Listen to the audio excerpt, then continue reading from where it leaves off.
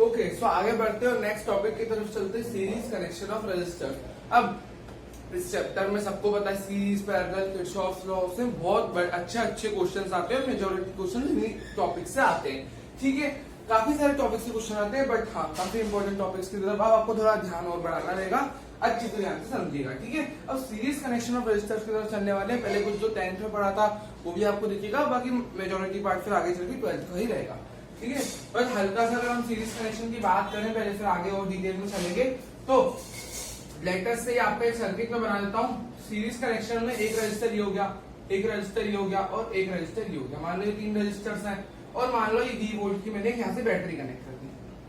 ठीक है भाई, आर आर आर तीनों का आर रजिस्टर से 20 वोल्ट की बैटरी।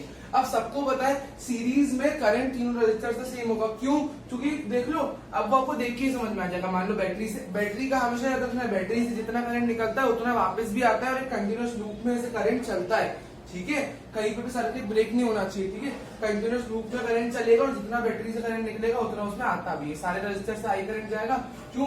क्योंकि समझ लो कहीं ना कहीं कोई डिवीजन नहीं है, कोई जंक्शन नहीं है। जंक्शन मतलब जंक्शन, जैसे मान लो यहाँ से कोई करंट आया, या हम आगे पढ़ेंगे, यहाँ अगर आई करंट आया तो इधर कुछ करंट जाएगा, इधर कुछ करंट जाएगा, तो उसे बट रहा है, लेकिन यहाँ पे कहीं पे भी करंट बट नहीं रहा, तो पूरा आई करंट जाएगा और बैटरी का ही वापस आ जाएगा। ये सीरीज है। अब मेरी बात समझना, अब आपको सबको पता है सीरीज में क्या होता है, सब पे पोटेंशियल डिफरेंस अलग होता है। क्यों? इसके अक्रॉस पोटेंशियल डिफरेंस कुछ अलग होगा, इस रजिस्टर के अक्रॉस, फिर कुछ और पोटेंशियल डिफरेंस इसके अक्रॉस चेंज होगा। क्योंकि देखो ना, अगर मान लो मैं इसको कह दूं कोई 2 पर्टिकुलर पॉइंट्स है, ये दूसरे 2 पर्टिकुलर, जैसे इसको मैं इस पॉइंट को मैं ए कह दूं, है ना, इस पॉइंट को ए कह दूं, इस पॉइंट को बी कह दूं, तो ये वाला रजिस्टर ए बी के बीच में, ए और बी पॉइंट के बीच में, इसको सी कह दूं, उसको डी कह दूं, तो सी और डी के बीच में, इसको ई कह दूं, उसको एफ, तो ई और एफ के बीच में, तो सब अलग अलग पॉइंट्स के बीच में, मतलब सब अलग अलग पोटेंशियल के बीच में है। समझ लो, तो पॉइंट्स जहाँ चेंज होते हैं वहाँ पोटेंशियल भी चेंज होता है। समझ लो, तो ये बात है, यहाँ पे पोटेंशियल सब अलग अलग पॉइंट्स ऑफ पोटेंशियल के बीच में है। ठीक, समझ लो है ना। पैरेलल में आप देखोगे ना कि सब एक, जैसे ए और बी पॉइंट है तो ए और बी से ऊपर एक कनेक्ट होगा बीच में, फिर ऐसे सब ए और बी के बीच में कनेक्ट होंगे, मतलब कोई भी 2 पॉइंट्स के बीच में सब सेम पोटेंशियल डिफरेंस पे रहेंगे। पर अभी तो अपन इसकी बात करते हैं, सब पे पोटेंशियल डिफरेंस अलग अलग है।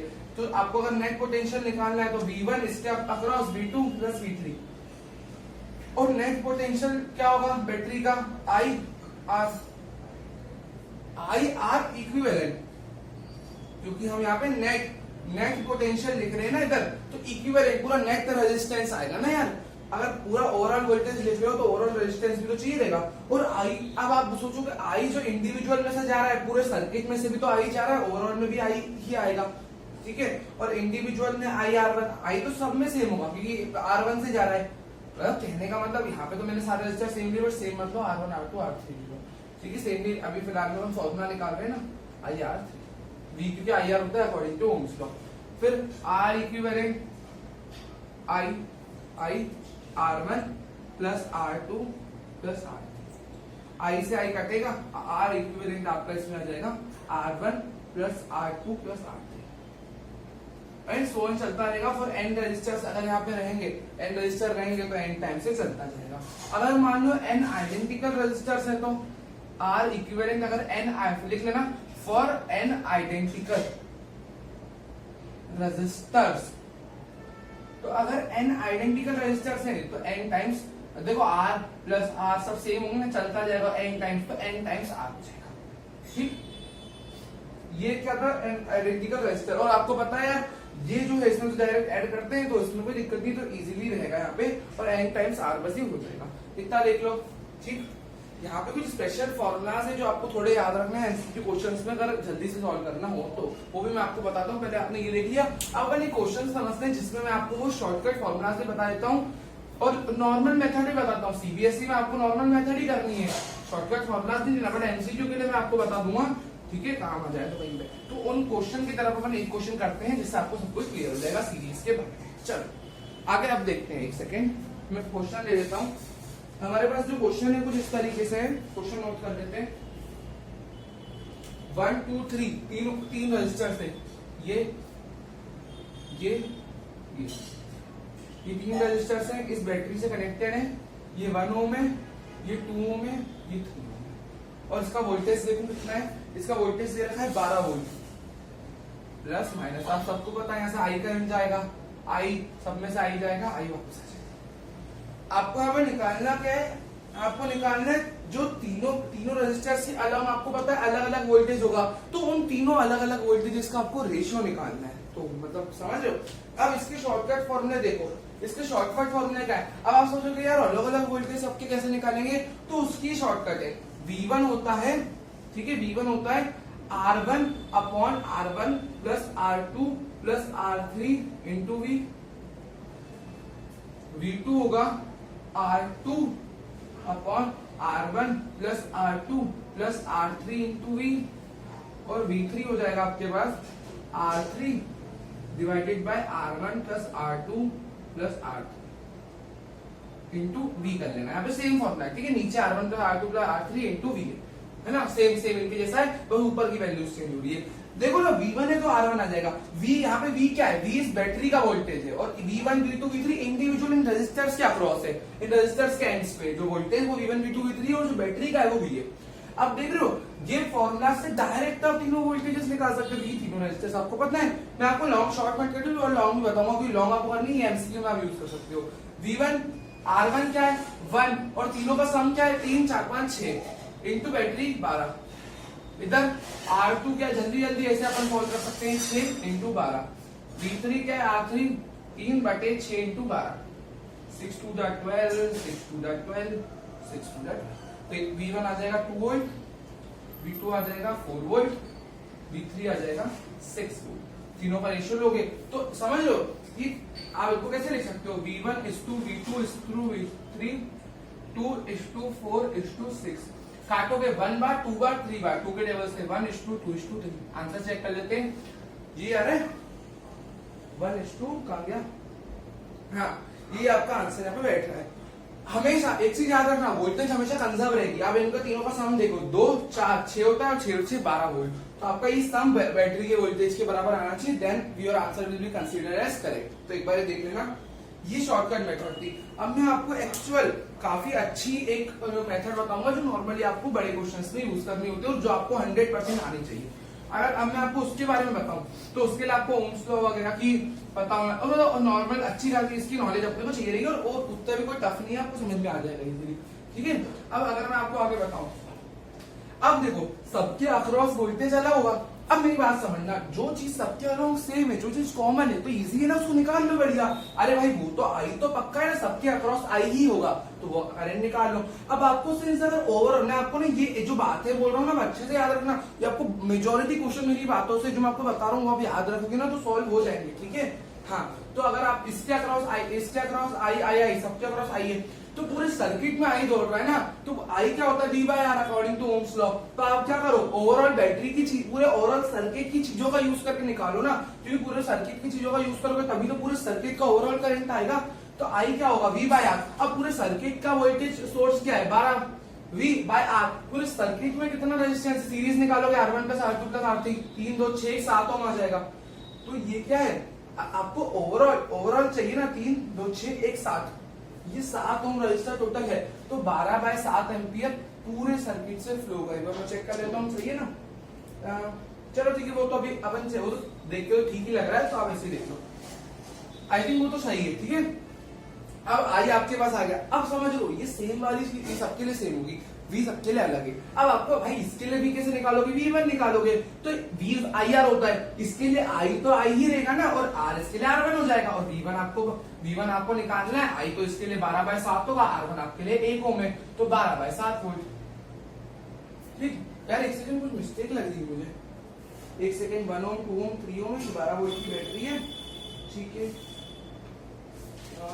लेट मी चेक, एक सेकंड,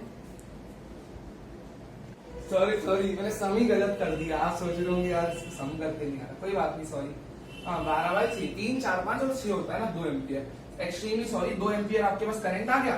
अब इसके लिए 2 एम्पियर लिख दो यहाँ पे बढ़िया, 2 × 1 आ गया 2 वोल्ट, 2 वोल्ट। और V2 कितना है, IR 2, I क्या है 2, IR कितना है 2 4 वोल्ट, और V3 कितना है IR 6 वोल्ट।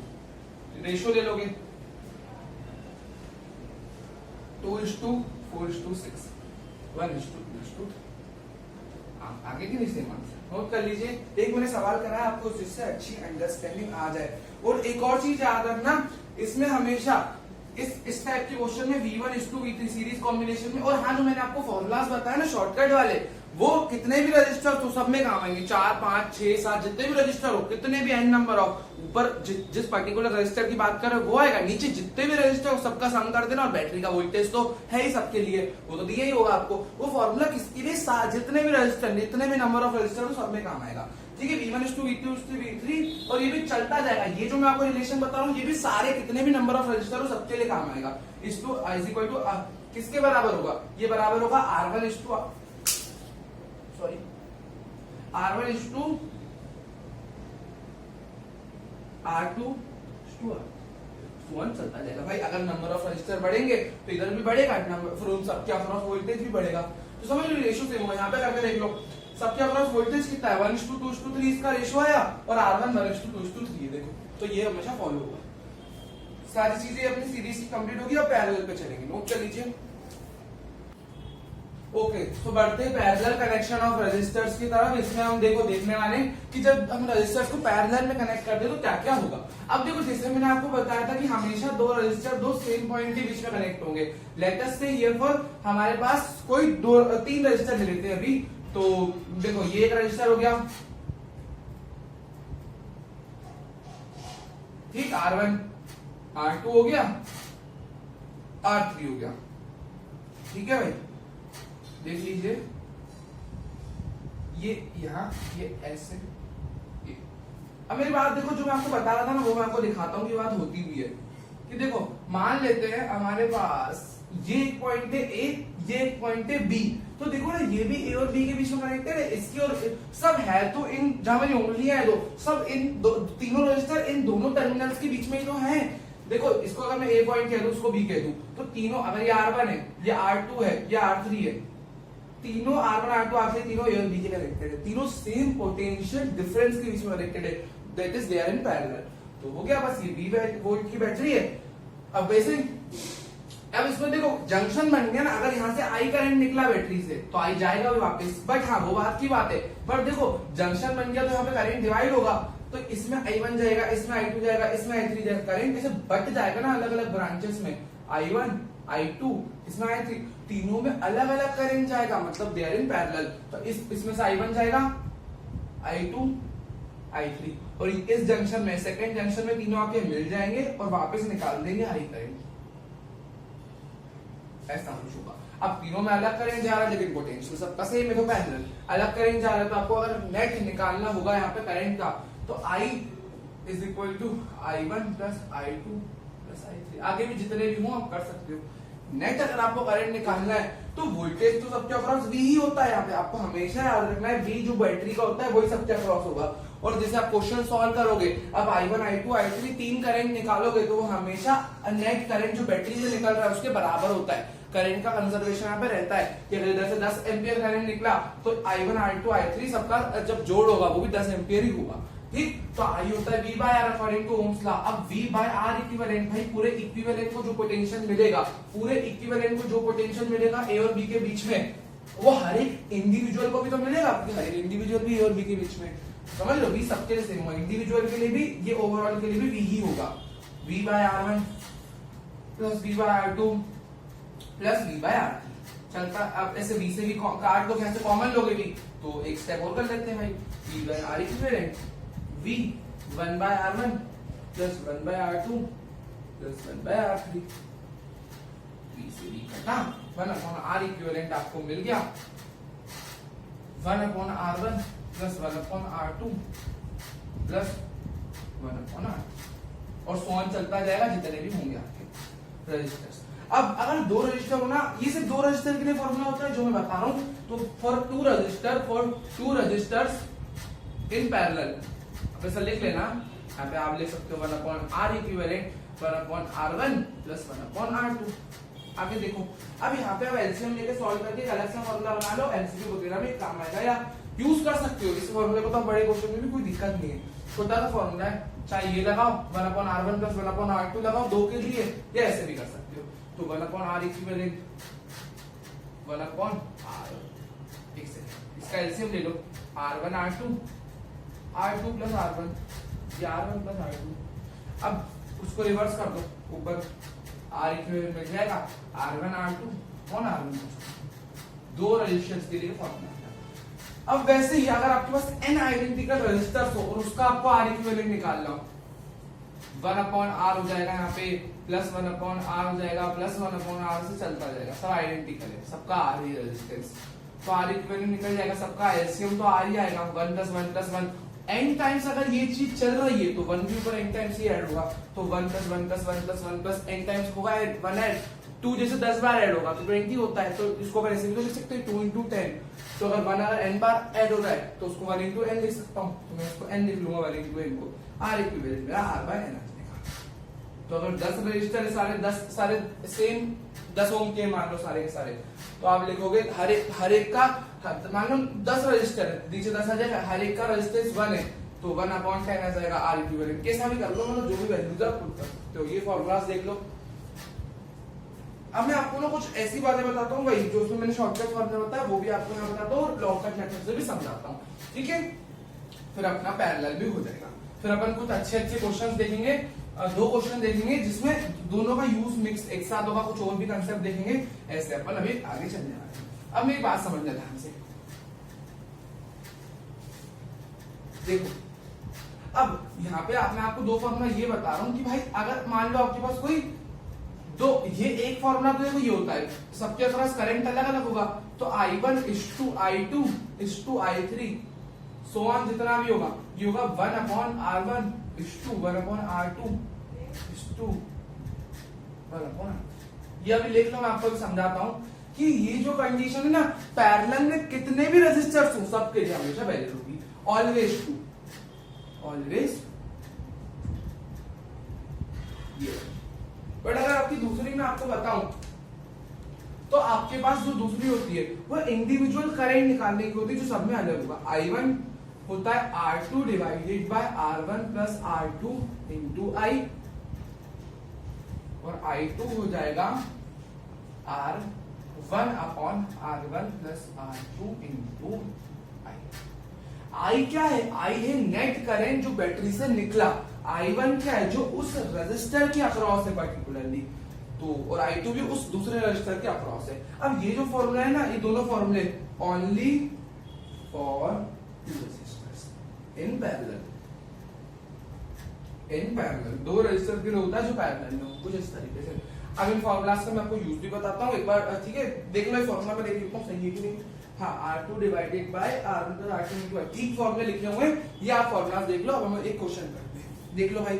अब मैं आपको एक सवाल ये बताता हूँ, एक सवाल अपन करते हैं, थोड़ा सा बता देते हैं, ये आप समझ गए होंगे, उसको देखिएगा। जैसे आपके पास एक सर्किट है, सर्किट अपन अभी 2 रजिस्टर का मान लेते हैं कि नीचे वाला फॉर्मूला 2 रजिस्टर्स के लिए ही है ना, फिर लॉन्ग कट से मैं आपको बताऊंगा। जैसे मान लो ये एक रजिस्टर है, ये दूसरा रजिस्टर है, ये 2 रजिस्टर आपके पास कनेक्टेड है इन पैरेलल। एक बैटरी है, मान लो 6 वोल्ट की बैटरी है लेटेस्ट से, यहाँ से I करंट निकला, मान लो ये 2 ओम है, मान लो ये 3 ओम है, या I1 गया या I2 गया, दोनों I1 यहाँ से आया, यहाँ से I2 आया, दोनों मिलके I बना दिया, बैटरी में I चला। समझ गए भाई? करंट I है तो I1 इसमें जाएगा, I2 इसमें जाएगा ना, करंट बटेगा भी तो सही। I करंट आया, इसमें I1 गया, इसमें I2 गया, फिर I1 चला गया, I2 चला गया, और दोनों मिलके यहाँ पे I बन गए। अब यहाँ पे आप देखो, मैं आपको बताता हूँ कि आपको इंडिविजुअल करंट कैसे निकालते हैं। अब यहाँ पे आप पहले डायरेक्ट फॉर्मूला लगा के देखो, I1 = I2। पहले अपन ये फॉर्मूला लगा लेते हैं। तो I1 अगर आप निकालना चाहो तो R2 / R1 + R2, दूसरा वाला अगर मैं I1 निकाल रहा हूँ, इसके I1 निकाल रहा हूँ तो मुझे दूसरा वाला रजिस्टर ऊपर लिखना है, 3 अपॉन नीचे दोनों का सम है 5 multiply by net current drawn from the battery. Net current जब आपको यहाँ पे खुद से निकालना पड़ेगा, I होता है V/R।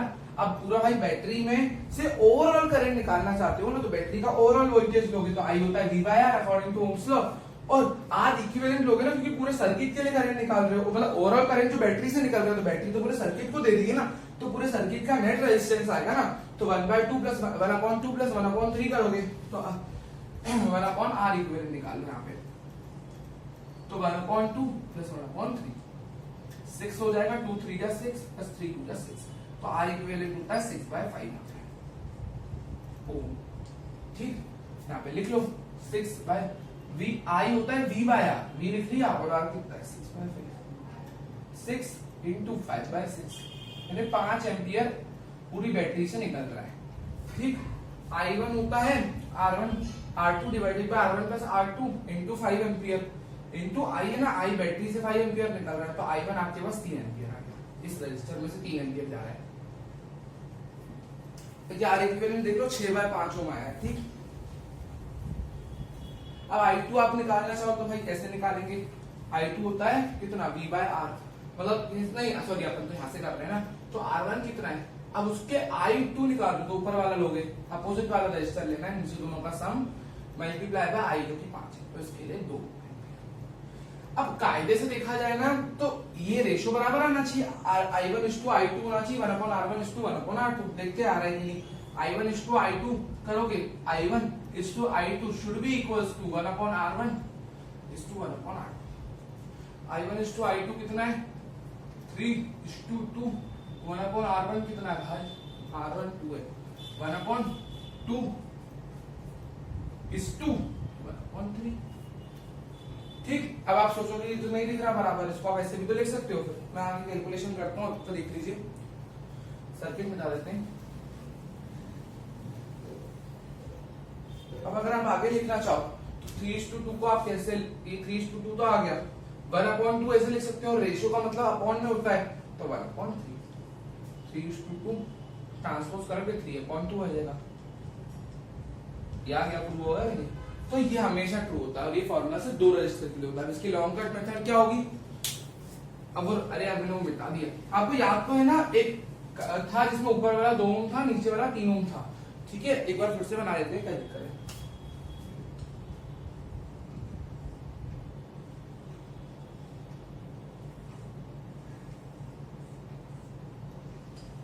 ठीक है, यहां से आई करंट निकला था, I1 I2 6 वोल्ट की बैटरी थी, 2 ओम का ये था, 3 ओम का ये था, ऐसे आई करंट वापस आएगा। अब आपको इंडिविजुअल दोनों के अक्रॉस करंट निकालना है, तो I1 इसके लिए क्या होगा V बाय R1, तो V तो इसके अक्रॉस भी 6 ही होगा, वो तो पैरेलल में सेम होता है, R1 कितना है 2, तो 3 एम्पियर उधर भी आया था इधर भी आ गया।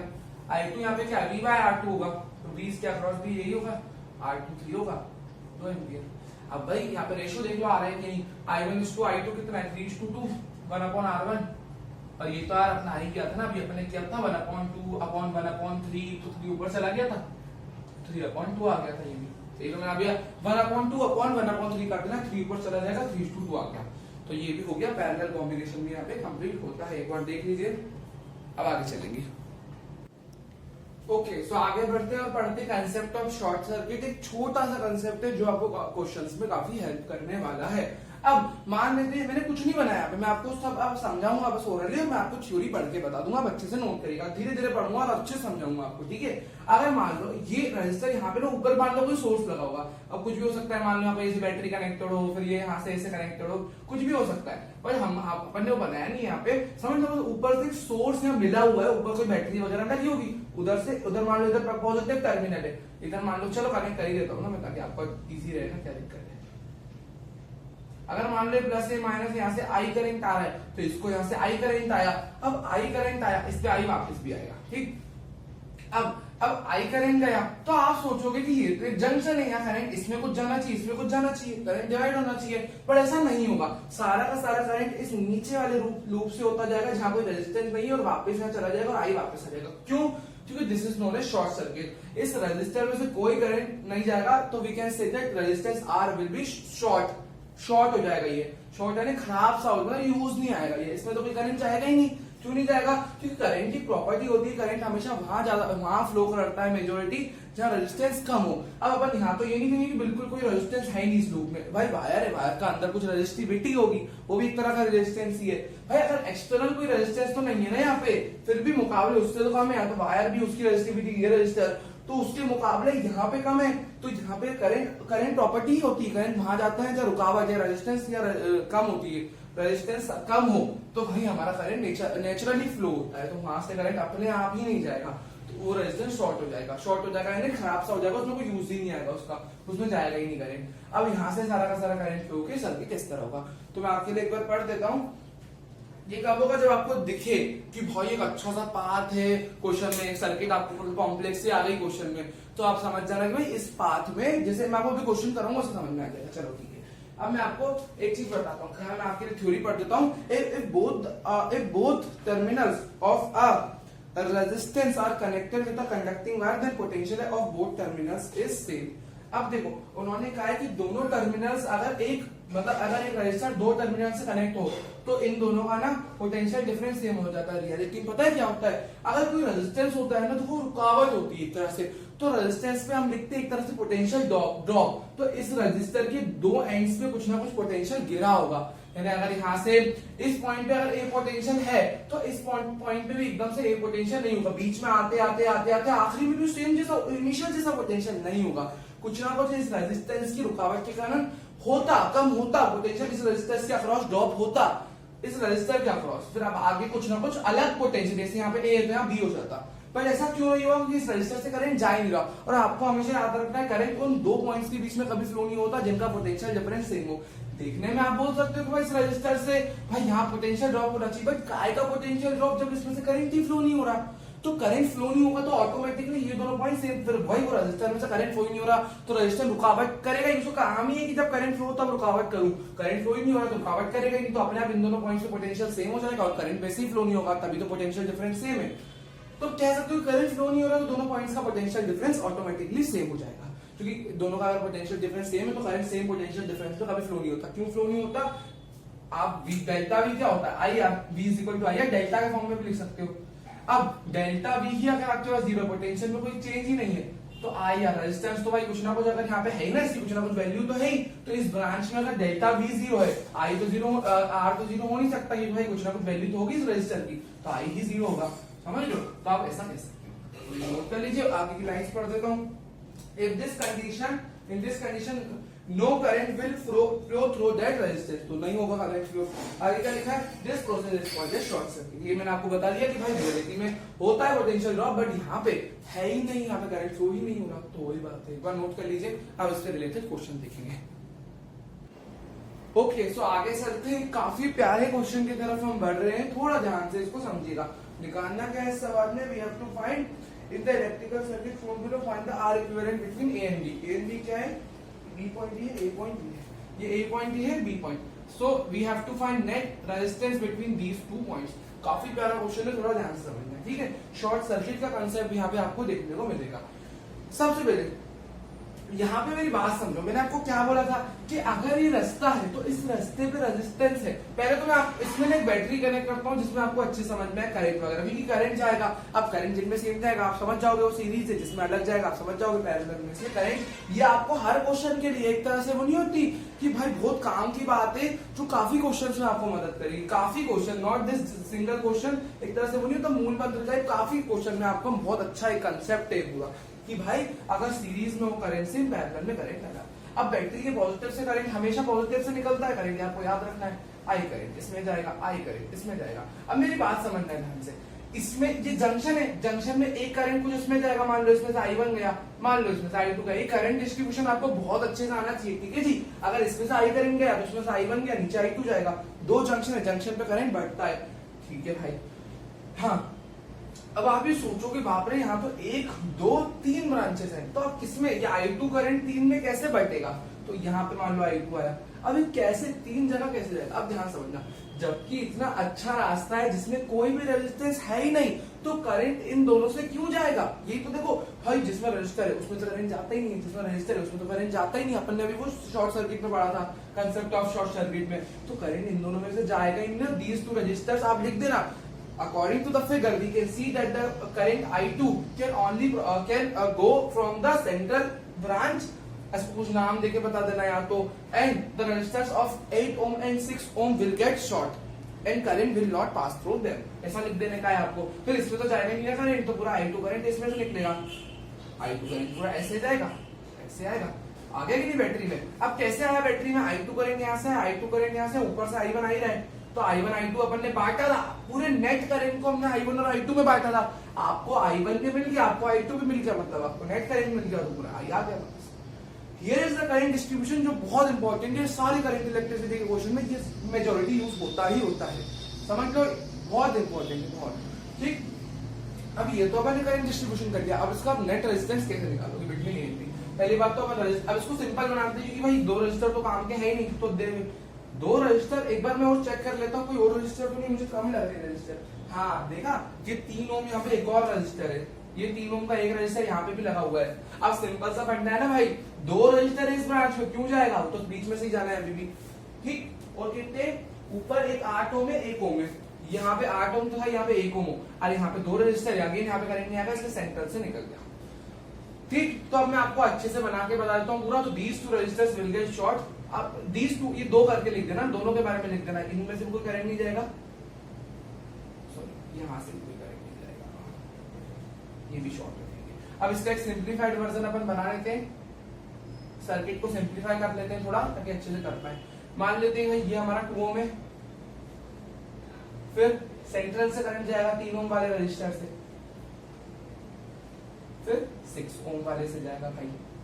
ठीक, फिर हमारा, मैं ऐसे ही शेप बनाता हूँ ताकि आपको समझ में आए, ऐसा कि 6 ओम के बाद नीचे स्लोप आ गया, ऐसा, ताकि वो एकदम एग्जैक्ट बनाऊंगा तो आपको बढ़िया समझ में आए।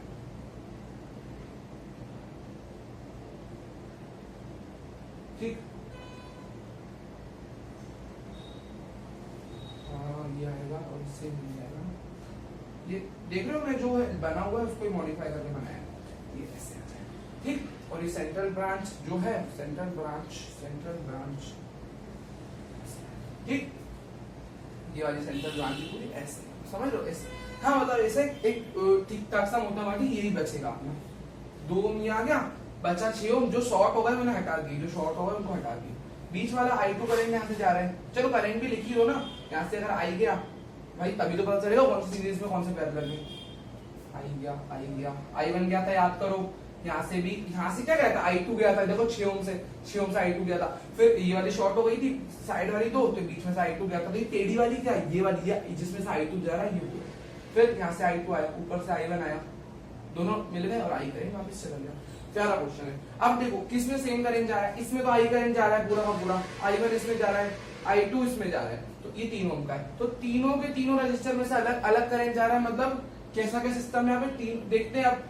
I1 इसमें जा रहा है, I2 इसमें जा रहा है, ठीक है ना। तो पहले क्या करो, I1 I2 वाले को पैरेलल में सॉल्व कर लो भाई, उसमें से तो ओवरऑल करंट जा रहा है ना, तो उसको बाद में रख दो। अब आपको थोड़ा दिमाग लगाना पड़ेगा, डायरेक्ट एक साथ पैरेलल का फॉर्मूला मत लगा देना, आप पहले देखना कि कौन, मतलब पहले दो को सॉल्व करो, जहाँ तीनों में से अलग करंट रहा है, पर आप पहले क्या करो, इन दोनों को पैरेलल में सॉल्व कर लो।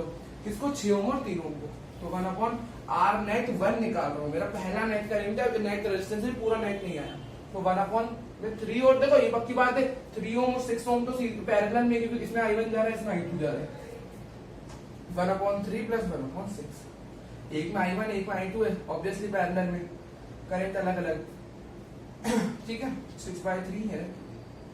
इसीलिए यहाँ पे मैंने क्या करा, यहाँ पे मैंने क्या करा कि इसको ना, अब आपको इसके साथ नहीं जोड़ना, क्यों, अब इसको और अच्छे से सॉल्व करो। अब इतना ज्यादा टेढ़ा मेढ़ा बनाने की जरूरत नहीं, इसके पूरे की जगह तो एक ही रजिस्टर आ गया ना, तो पूरा बनाने की जरूरत, इसको बस छोटा सा बना दो, ऊपर 2 ओम का रजिस्टर था, बस इस पूरे की जगह बस ऐसे 2 ओम का रजिस्टर लगा दो। अब ऐसे ही मैंने क्यों लगाया 2 ओम का रजिस्टर, भाई अगर इसमें 3 ओम का करंट जा रहा है, इसमें 6 ओम का, सॉरी अगर 3 ओम में से I1 जा रहा है, 6 ओम में से I2 जा रहा है, तो एक में I1 जा रहा है, एक में I2 जा रहा है, तो दोनों रजिस्टर में मिला के I1 प्लस I2 करंट जा रहा होगा। अरे भाई देखो ना, 3 और 6 ओम हमारे लिए भाई भाई है, अपन ने दोनों को साथ में सॉल्व करा, तो एक में अगर I1 जा रहा है, एक में अगर I2 जा रहा है, तो दोनों में मिला के तो I करंट जा रहा है ना, क्योंकि I1 plus I2 basically I के बराबर है। तो जो ऊपर वाले 2 ओम में से I करंट जा रहा है, इन दोनों की नेट से भी तो I करंट जाएगा भाई। अगर इसमें I1 जा रहा है, इसमें अगर I2 जा रहा है, तो अगर आप इन दोनों का नेट ले लोगे दो रजिस्टर का, जो कि हमने यहाँ पे करा, तो इसके नेट में से पूरा I करंट जाएगा ना, क्योंकि इंडिविजुअली I1 I2 जा रहा है, तो पूरा एक नेट लिखूंगा तो करंट भी नेट आएगा, तो I करंट जाएगा। तो जब भी तो मैंने उसके साथ सॉल्व नहीं, भाई जिसमें अलग ही करंट जा रहा है, टोटल करंट जा रहा है, टोटल करंट वाले के साथ आपको सॉल्व नहीं करना, जो इसमें जिसमें टुकड़ों में करंट जा रहा है उसको लेना है। इस क्वेश्चन की मैं यहाँ पे बात कर रहा हूँ, तो यहाँ पे तो यही सिनेरियो बन रहा है, I1 और I2 आप देख पा रहे हो, दोनों पैरेलल में हो गए। अब देखोगे कि भाई अगर इसमें से तो I करंट जा ही रहा है, वो तो दिख ही रहा है, ये रहा, और इसमें 2 ओम है, टू ओम क्या है, इन दोनों का नेट। अब भाई इसमें बना, अब पता है आप सोचोगे मैंने सीरीज में ही क्यों बनाया दोनों टू ओम को, भाई वो देख ही रहा है ना, इसमें अगर I1 जा रहा है तो इन दोनों के नेट में भी तो आई ही जाएगा, सॉरी इसमें अगर I1 आई जा रहा है टू ओम में, ऊपर वाले टू ओम में से आई जा रहा है, ठीक जी, और इन दोनों के नेट में से भी तो आई ही जाएगा क्योंकि इंडिविजुअली I1 I2 जा रहा है। तो अगर दोनों का नेट रेजिस्टेंस लिखा है टू ओम, करेंट भी नेट आएगा दोनों का, तो इसमें I1 प्लस I2 ही जाएगा ना, मतलब पूरे टू ओम में से तो दोनों का मिला के तो आई करंट जा रहा है। इतना तो आप मेरे साथ समझ गए होंगे, ठीक। तो इसलिए मैंने ऑटोमेटिकली सीरीज में बना दिया, बैटरी यहां से कनेक्टेड थी, टाइप करें वापस आ गया। अब दोनों सीरीज में, आर नेट आपके पास आ गया 2 ohm plus 2 ohm, which basically answer 4। देख लेता हूं एक बार आंसर, ठीक भाई आंसर एकदम सही है, बढ़िया। ये सवाल आपका होता है कंप्लीट। अब इसको नोट कर लीजिए। अब एक सवाल अपन और करेंगे, तो बढ़ते हैं काफी इंपॉर्टेंट क्वेश्चन की तरफ, बहुत इंपॉर्टेंट है, सीबीएसई का ये क्वेश्चन है, शायद 2024 या 25 में आया था, ठीक। तो सीबीएसई का क्वेश्चन है, बोर्ड का सॉल्व करते हैं इसको। सबसे पहले बैटरी से अगर हम करंट यहाँ पे निकलवाना चाहें तो देखो यार सिंपल समझ है, क्वेश्चन को सिंपल रखते हैं, अभी हम करेंगे यहाँ पे नहीं बनाते क्योंकि बहुत ज्यादा कॉम्प्लेक्स यहाँ पे, मतलब बहुत तमीज, हाँ कितना कॉम्प्लेक्स सर्किट तो ये है, तो करंट इतना यहाँ पे इजीली अपन बना नहीं पाएंगे, मतलब बना तो मतलब यहाँ पे ऐसा होता है कि अपने को देख के थोड़ा समझना होता है इस तरह के क्वेश्चंस को, वो उसमें अपन जाएंगे तो बहुत कॉम्प्लेक्स हो जाएगा, करंट बनाने में जाएंगे तो कि भाई करंट यहाँ से इतना निकल रहा है, यहाँ इतना बटा, वो नहीं करना, यहाँ पे आपको दिमाग लगाना है। यहाँ पे कैसे लगाओगे, अगर मान लो बैटरी है, अब बैटरी सबको पता है अलग अलग, इस ब्रांच में कुछ करंट जाएगा, ये एक ब्रांच है, ये एक ब्रांच है, ये एक ब्रांच से कुछ यहाँ जाएगा, मतलब बहुत सारी जगह है जहां जहां करंट जा सकता है, तो आप इतने अच्छे से यहाँ पे करंट डिस्ट्रीब्यूशन कर ही नहीं पाओगे, यहाँ पे बहुत डिफिकल्ट हो जाएगा, मतलब ठीक। तो मान लो ऐसे आई करंट है, तो जो इस ब्रांच में करंट जाएगा, ये तो पूरी एक सिंगल ब्रांच है ना, मेरी उंगली देखो जहां चल रही है, तो अगर 3 जगह इधर जितनी भी जगह बैठेगा, तो ये एक ब्रांच, ये एक ब्रांच, ये एक ब्रांच, तो इस ब्रांच में तो एक ही ब्रांच में अगर 2 रजिस्टर है तो वो तो सीरीज में ही होंगे ना यार, ये तो सिंगल ब्रांच से कनेक्टेड है, साथ में एकदम बीच में, मतलब दोनों में जो आई जगह मतलब कोई एक्स करंट जाएगा, दोनों में एक्स करंट ही जाएगा ना, तो ये दो तो सीरीज में। तो पहले आप इनको सॉल्व कर लो, आर नेट 1 निकाल लो, तो ये हो जाएगा 10 ओम सीरीज में प्लस 10 ओम, तेरे पास आ जाएगा 20 ओम के बराबर, ये पहला आ गया आपके पास। अब एक काम करो भाई, अब इसको भाई आपको धीरे धीरे सर्किट को सिंप्लीफाई करना पड़ेगा, या अगर आप थोड़ा भी नहीं, चलो मैं आपको सारे समझ में मैं कर देता हूँ, बट यार मैं आपको सिर्फ इतना इतना पार्ट बना, ऊपर का पार्ट बना के बता रहा हूँ, ये पतंग जैसा जो दिख रहा है ना, अभी नीचे का बाद में सॉल्व करेंगे अपन, तो समझ लो। अब यहाँ पे इन दोनों को सॉल्व करके, तो अगर बीच में ये 20 ओम का रजिस्टर है और ये आपके पास यहाँ पे एक 10 ओम का लगा हुआ है, और यहाँ पे भी कुछ अगर 20 ओम वगैरह का लगा हुआ है, तो इस पूरे तामझाम को सॉल्व करके तो आपके पास 20 ओम आया ना, तो इसको ऐसे लगा लो डायरेक्ट। और वैसे भी आप सोचोगे आपने इसको पैरेलल में क्यों बनाया, इन दोनों रजिस्टर को क्यों बनाया पैरेलल में, कि इसका जो नेट है उसमें जो करंट, मान लो इस ब्रांच में जो करंट जा रहा होगा, और इस ब्रांच में तो एक ही रजिस्टर है, तो इस ब्रांच में जो करंट जा रहा होगा उतना ही करंट इस ब्रांच में तो नहीं जा रहा होगा, क्योंकि यहाँ करंट डिवाइड हो रहा है, ठीक है। तो दोनों ब्रांच में सेम करंट नहीं होगा, सेम करंट नहीं मतलब पैरेलल में है, तो इसका नेट और ये पैरेलल में होंगे, क्योंकि इसके नेट में से अगर एक्स करंट जाएगा, यहाँ बच्चे इसमें मान लो कोई वाई करंट जा रहा होगा, तो दोनों में अलग अलग है। 1/r नेट टू 1/20, इसका 20 और 20 का पैरेलल निकाल लो, तो 2/20, 1/10, रिवर्स करोगे आर नेट टू निकालने के लिए 10, ठीक। अब आपके पास इतना काम झाम आ गया, मतलब इसको भी आपने सॉल्व कर लिया, तो मैं अभी ऊपर ऊपर का बना रहा हूं, तो अगर ये यहाँ पे 10 ओम था, यहाँ पे 20 ओम था, और इसको आपने पूरे को सॉल्व कर दिया, और आपके पास आ गया 10 ओम। हमेशा याद रखना है, दो सेम रजिस्टर्स का पैरेलल निकालते हो ना, ये जैसे दोनों 10-10 दोनों 20-20 ओम थे, तो हमेशा उनका जो पैरेलल होता है उनका हाफ आता है, मतलब 20-20 का पैरेलल निकालोगे 10 आएगा, 10-10 का पैरेलल निकालोगे तो 5 आएगा, दोनों सेम होने चाहिए। तो ये एक बात थी छोटी मोटी, आपको जान होनी चाहिए दिमाग में, ठीक। तो यहाँ पे 10 ओम का रजिस्टर आ गया। अब मेरी बात ध्यान समझना, इन तीनों का आपने जो नेट निकाला, ठीक, वो आपने बना दिया, अब इतना ही तो पार्ट बचा, बस तो इतना ही पार्ट बचा। तो अब हमें ये चीज देख पा रहे हो कि ये दोनों आपके पास सीरीज में एक कंटिन्यूअस लूप से कनेक्टेड है, क्यों, क्योंकि अगर आप ये चीज देखो तो ये ब्रांच तो चली गई, ये ब्रांच तो चली गई, अब बची कौन सी ब्रांच, ये सिर्फ एक ब्रांच, ठीक है।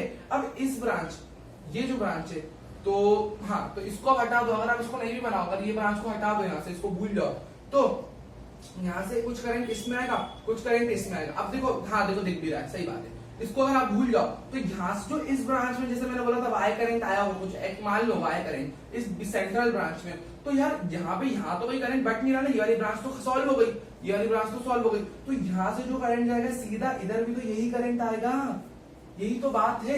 लेकिन 20 ओम वाले को आप नहीं कह सकते सीरीज में, पूछो क्यों? इसको अगर आप हटा दो तो ये दो तो सीरीज में आ गए, लेकिन यहाँ पे तो करंट डिवाइड हो सकता है ना, ये भी तो एक जंक्शन है, हमें यहाँ पे मतलब चेंज आ सकता है, उसकी सॉरी करंट में चेंज आ सकता है, बटेगा, यहाँ तो करंट बटेगा, जो 20 ओम में 10 ओम में बहुत सारे रजिस्टर है, करंट बटेगा, तो इन दोनों को सीरीज में कर सकते हो, तो आर नेट 3 आप कर सकते हो ना, 10 ओम प्लस 10 ओम 20 ओम। अब ये बात तो पक्की यार, इस 20 ओम में जो इसका नेट होगा उसमें और इसमें करंट सेम तो बिल्कुल नहीं होगा, ये तो सबको पता है, क्योंकि भाई ये यहाँ पे करंट बटेगा, इधर पहले का करंट मतलब इन दोनों में सेम करंट है, यहाँ बढ़ जाएगा, जो इन दोनों में से करंट आ रहा होगा वो यहाँ बढ़ जाएगा, यहाँ बटेगा भाई, यहाँ 10 एम्पियर था दोनों में, तो 10 एम्पियर यहाँ बटेगा ना, तो बच के थोड़ी इस पे कुछ वही 10 एम्पियर है, कुछ कम होगा इससे 20 ओम वाले पे, दोनों पैरेलल में हो गए, आर नेट 4 हो गया। तो ये जो इन दोनों का जो आया है यानी कितना 20 ओम, ये 20 ओम जो इसका नेट है और ये नीचे वाला 20 ओम, दोनों पैरेलल में, तो 1/20 प्लस 1/20, तो 1 आर नेट 4 आ गया आपके पास 2/20 यानी 1/10, यानी आर नेट 4 आ गया 10 ओम आ गया भाई, बहुत बढ़िया। अब यहाँ पे मैं आपको अब इसको, अब तो बहुत सारे रजिस्टर खत्म हो गए, तो अब एक बार पूरा बना लेते हैं अपन। अब बचा क्या? बचा कुछ नहीं बचा, ये भी तो हो गया, बस यहाँ पे इस 20 ओम की जगह इस पूरे तामझाम को हमने सॉल्व कर लिया, इस पूरे तामझाम को अपन ने सॉल्व कर लिया, कहां तक का? इतना सॉल्व हो चुका है, तो यहाँ तक का पूरा सॉल्व अगर आप कर लोगे तो उसकी जगह आप क्या लिख सकते हो, कितना आया? आप फाइनल इन सबको सॉल्व करके तो 10 ओम ही आया ना, इतने सारे रजिस्टर को सॉल्व करके। अच्छा तो देखो भाई 10 ओम आ गया भाई 10 ओम, हाँ 10 ओम, एक 10 ओम ही आया, एक 10 ओम ही आया, ठीक है, और नीचे 30 ओम है, ठीक। हाँ तो इसको ऐसे ही बना लो ना एक्सेक्ट, ताकि इजीली समझ में आ जाए, ठीक। तो अब इस एक जो ऐसा दिख रहा है ट्रायंगल जैसा, तो इसमें इधर की जगह पूरे को सॉल्व करके आपने यहाँ पे लिख लिया मान लो, तो अब इस पूरे को सॉल्व करके जो आया वो कितना आया? 10 ओम आया, और नीचे 30 ओम लगा हुआ है, ये ट्रायंगल वाले पार्ट को सॉल्व कर रहा हूँ, ये 10 ओम है, कि इसको अपन सॉल्व कर चुके हैं, एक सेकंड देख लें, इसको मैंने सॉल्व तो नहीं कर दिया, हाँ इसको 20 ओम आ गया था, ठीक 20 ओम ये था, हाँ तो ये 10 था, इस पूरे को 10 था, ये 10 था सीरीज में था, और ये 20 ओम, तो ये अपन सॉल्व कर चुके हैं, हाँ इसको अभी तक अपन ने सॉल्व नहीं करा, हाँ तो सही लिखा है, एकदम सही लिखा है, इसको पूरे को 10 ओम आया, जो मैंने गोला बनाया बड़ा सा, बाकी तो ये है, ओके। अब देखो यहाँ अगर करंट बटेगा तो यहाँ पे तो करंट बट तो रहा, ये वही तो पॉइंट है, ये वाला और ये वाला पॉइंट सेम ही है। अब इस ब्रांच में कुछ अलग करंट जा रहा होगा, इस ब्रांच में कुछ अलग करंट जा रहा होगा भाई, सिंपल सा फंडा है, लेकिन ये वाला सब तामझाम तो हट गया ना, ऊपर वाला तामझाम हट गया, तो अगर यहाँ से करंट आ रहा है तो इसमें अगर आई करंट आया भाई, इसमें बिल्कुल सेम नहीं होगा, 30 ओम वाले में करंट क्यों नहीं होगा सेम? क्योंकि अगर यहाँ से करंट आया, अब तो ये पूरे को अगर आप भूल जाओ, सिर्फ इतना ट्रायंगल देखो, तो यहाँ से करंट आएगा ऊपर तो बटेगा ही नहीं, क्योंकि ऊपर का सॉल्व हो गया, तो अगर इसमें से एक्स करंट आया, कुछ भी करंट आया, तो सीधा नीचे निकल जाएगा, लेकिन इस जंक्शन में तो बढ़ सकता है ना करंट, तो 30 ओम वाले को सेम करंट थोड़ी ना मिलेगा, यहाँ से करंट आया कुछ बढ़ गया, फिर 30 ओम वाले को अलग करंट मिलेगा, तो ये दोनों सीरीज में, कौन से ऊपर वाले दो, तो आर नेट 5 आपके पास आ जाएगा 10 ओम प्लस 10 ओम 20 ओम, और ये 20 ओम को आप 30 के साथ पैरेलल निकाल सकते हो, मैंने बताया 30 में अलग जा रहा है, तो 1 आर नेट 6 आ गया आपके पास 1/20 ओम प्लस 1/30, बड़ा क्वेश्चन है यार, थोड़ा देख लो एक बार, 30 23 जा 20 मतलब समझ रहे हो कैसे करो, सॉरी इसका एलसीएम 60 आएगा, इसका एलसीएम 60 आएगा 23 बार में 60/5 हो जाएगा, यानी 12 ओम आ जाएगा, 12 ओम। फाइनली इस पूरे को पतंग के नीचे और ये ट्रायंगल जो भी है, इस पूरे को सॉल्व करके 10 ओम आया, फाइनली इतना नोट कर लीजिए, आपके पास क्या बचा? अब आपके पास कुछ इतना बस पार्ट बचा है, कितना आया अभी तक सॉल्व करके 12 ओम, यानी अब आपने कितना पता है, मैं पूरा बना देता हूँ, कितना आया, मैं ये रजिस्टर में एक बार चेक कर रहा हूँ, है ना 12 में, ठीक है 12 ओम ही है, बढ़िया है, ठीक आंसर आया। अब इस पूरे तामझाम को तो आप हटाओ ना, ये पूरा सॉल्व हो गया पूरा, तो इस पूरे की जगह आप जहां नेट लिख सकते हो ना, वहीं पे लिख दो 12 ओम, अब 10 ओम बचा, ये बैटरी है, ये 8 ओम है, 8 ओम यहाँ पे कनेक्टेड है, 8 ओम ये कनेक्टेड है भाई, 12 ओम ये जो सॉल्व करके आया 10 ओम, तीनों सीरीज में ही यार, वो देख के ही लग रहा है आई करंट अगर जाएगा तो तीनों सीरीज में, तो अपना फाइनल आर नेट जो आ गया 8 और 12 20 और 10 30 होगा। ये हमारा फाइनल आंसर है। नोट कर लो, आगे आप समझ गए होंगे। दूसरा बात, क्वेश्चन में पावर निकालने को बोला है, पावर सप्लाइड बाय बैटरी। तो बैटरी का ओवरऑल वोल्टेज यूज होगा, क्योंकि बैटरी तो पावर दे रही है, तो बैटरी का ओवरऑल वोल्टेज लगेगा पावर देने में। तो पावर का अभी सिर्फ पावर अपने लास्ट में पढ़ेंगे इस चैप्टर के एंड में। अभी आपसे फॉर्मुला देख लो, ई स्क्वायर पावर, और इसे 10th में पढ़ा है आपने, ठीक है। तो आप अभी फॉर्मुला देखो, बैटरी का वोल्टेज 6 वोल्ट था, तो 6 का स्क्वायर 36 और नेट रेजिस्टेंस। अब भाई पूरे बैटरी कितनी ओवरऑल पावर दे रही, तो बैटरी तो पूरे सर्किट को दे रही ना, पूरे सर्किट का रेजिस्टेंस लिखोगे 30, यानी कितना हो गया ये, सॉल्व कर लो इसको। तो 1 बार में 31 का 36 पॉइंट लगे 0, 32 का 60, 1.2 वाट पावर क्यू इम्पोर्ट होती है। नोट कर लीजिए, पूरा क्वेश्चन हो गया। तो नोट कर लीजिए, अब आगे बढ़ेंगे नेक्स्ट टॉपिक की तरफ।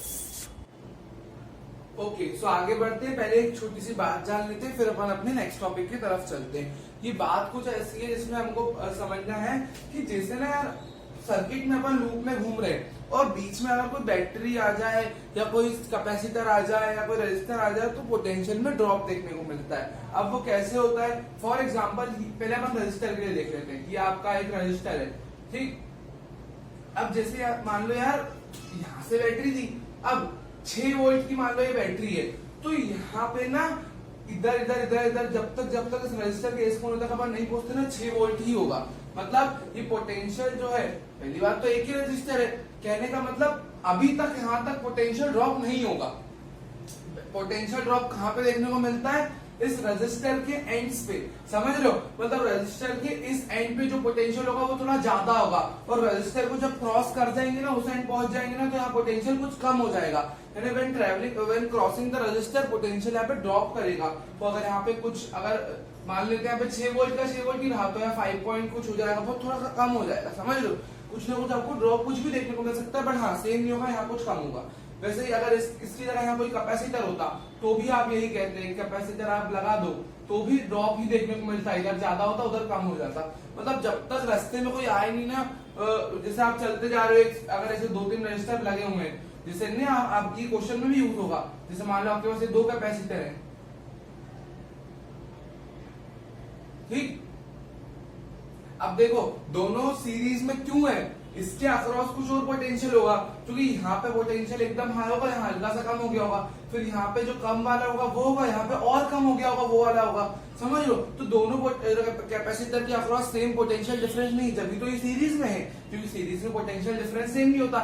ऐसे अगर 2 रजिस्टर यहाँ पे आपके पास होते, बैटरी का थोड़ा अलग केस है, वो भी देखेंगे। अगर 2 रजिस्टर होते हैं आपके पास, तो भी इसके अक्रॉस कुछ और पोटेंशियल होता है, इसके अक्रॉस, क्योंकि यहाँ पे होता कुछ पूरा, अगर मान लो 6 वोल्ट भी होता तो यहाँ कुछ 5 पॉइंट समथिंग हो जाता, तो यहाँ पे उससे भी और कम हो जाता, समझ लो। तो ये 6 और 5 पॉइंट समथिंग के अगर बीच में, तो ये 5 पॉइंट समथिंग और कम उससे उसके बीच में, मान लो 4 हो गया उसके बीच में, तो दोनों अलग अलग पोटेंशियल डिफरेंसेस के बीच में जब ये सीरीज में होते हैं, तो देखो बीच में अगर कोई आ जाए तो ये पोटेंशियल ड्रॉप होता है। अब वही अगर आप बैटरी के लिए देखो, तो बैटरी के लिए अलग केस होता है, बैटरी वाले में अपन पढ़ेंगे, इसको अपन कहते हैं, जैसे ये बैटरी लगी हुई है ना, तो बैटरी तो आपको सबको पता है पोटेंशियल देती है, तो आप ऐसा सोचोगे भाई ड्रॉप कैसे होगा इसके कारण।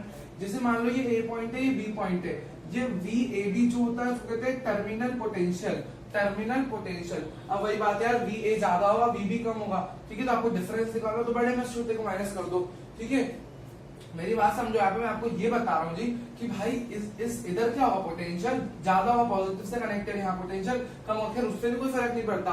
बट यहाँ पे हम कहते हैं कि जब हम बैटरी लगा देते हैं ना, तो बैटरी का अपना ईएमएफ होता है, जो उसकी maximum value of potential. EMF के बारे में बहुत डिटेल में भी जानेंगे। अभी आप समझो ईएमएफ का मतलब सिर्फ इतना कि इसका एक अपना, इसकी जो सेल में लिखा हुआ आता है ना कि इतने वोल्ट का सेल है, वो उसका ईएमएफ होता है, जो कब का होता है, जब हम उसको यूज नहीं कर रहे हैं उस समय जो उसमें लिखा हुआ आता है ना, वो ईएमएफ होता है। और यूज करते समय ना उससे हमको कुछ ना कुछ समझ सकते हो आप, कम मिलता है, मतलब वी, उसके लिए आप इक्वेशन नहीं पढ़ोगे, कम का मतलब एक कम वाला वोल्टेज जो उसकी टर्मिनल पे बन जाता है, इसका कुछ ना कुछ ईएमएफ तो होगा, लेकिन ये जो एक वी ए बी होता है टर्मिनल वोल्टेज होता है, जो ड्रॉप होता है यहाँ पे, यानी जैसे बैटरी लगा दोगे तो ए और बी के बीच में जो पोटेंशियल था ना उससे अब कम हो जाएगा। कहने का मतलब टर्मिनल वोल्टेज ईएमएफ से तो कम ही होता है, बैटरी का जो मैक्सिमम पोटेंशियल होता है, तो उसको हम एज अ ड्रॉप कंसिडर करते हैं कि जो टर्मिनल वोल्टेज होता है ना एक तरह का ड्रॉप है वो, क्योंकि बैटरी अगर 6 वोल्ट की है ना तो टर्मिनल वोल्टेज उससे कुछ ना कुछ कम होता है, तो आप कह सकते हो ऐसा ड्रॉप है। अगर आप बैटरी लगा दो तो बैटरी से तो कम ही है ना वो, तो उसको हम ऐसा ड्रॉप कहते हैं कि भाई टर्मिनल वोल्टेज नाम की चीज होती है जो ईएमएफ से कम होती है। बाकी बैटरी का ऐसा बस आपको इतना बता दें टर्मिनल वोल्टेज ईएमएफ से कम होता है, टर्मिनल वोल्टेज ईएमएफ से कम होता है, बस इतना याद रखो तो ही बात बन जाएगी। दोनों टर्म्स के बारे में भी और पढ़ेंगे, टर्मिनल वोल्टेज और ईएमएफ, ये नोट कर देख लो इसका मतलब, और मैं अब अपने शब्द में आप लिख लीजिएगा उसको, ठीक है जी, जो मैंने बोला एक दो लाइन में। ठीक, अब अपन चलते हैं नेक्स्ट टॉपिक के ऊपर, व्हीटस्टोन ब्रिज, एक अपना बढ़िया टॉपिक है जिससे बढ़िया क्वेश्चन बहुत सारे बनते हैं। चलो शुरू करते हैं भाई, व्हीटस्टोन ब्रिज के बारे में जानते हैं, उस पर एक सवाल मैं आपको बता देता हूँ। व्हीटस्टोन ब्रिज, व्हीटस्टोन ब्रिज ये एक ऐसा अरेंजमेंट है, इसकी डेफिनेशन कई जगह ऐसी लिखी जाती है कि it is a arrangement of resistor where an unknown resistor can be find using the और नोन रजिस्टर्स।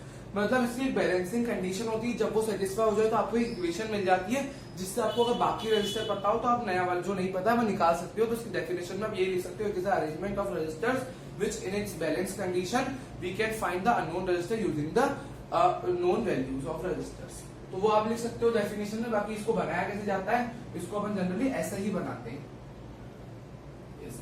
कोई टेढ़ा करके ऐसा ही बना देता है। अभी तो इसको अपन जनरल बनाते हैं, मान लो आपने एक बैटरी लगा दी, ये मान लो 3 वोल्ट की बैटरी है। अब ये क्या होता है, यहाँ पे बीच में एक रजिस्टर होता है,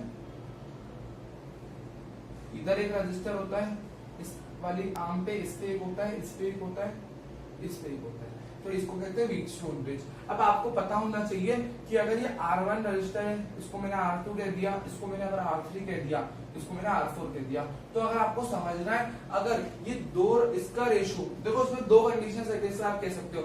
मेन कंडीशन तो यही होती है कि इसका प्रोडक्ट और इसका प्रोडक्ट आपस में बराबर होना चाहिए, ये होता है व्हीटस्टोन ब्रिज। हमेशा याद रखना, एक क्वेश्चन मैंने देखा था जिसमें व्हीटस्टोन ब्रिज के जैसा वो दिख रहा था, बट उसके ये वाले कोने को उसमें ऐसा बना के रखा था कि भाई आपने एक बैटरी से ऐसा कनेक्ट कर दिया और उन्होंने व्हीटस्टोन ब्रिज ऐसा बना रखा था।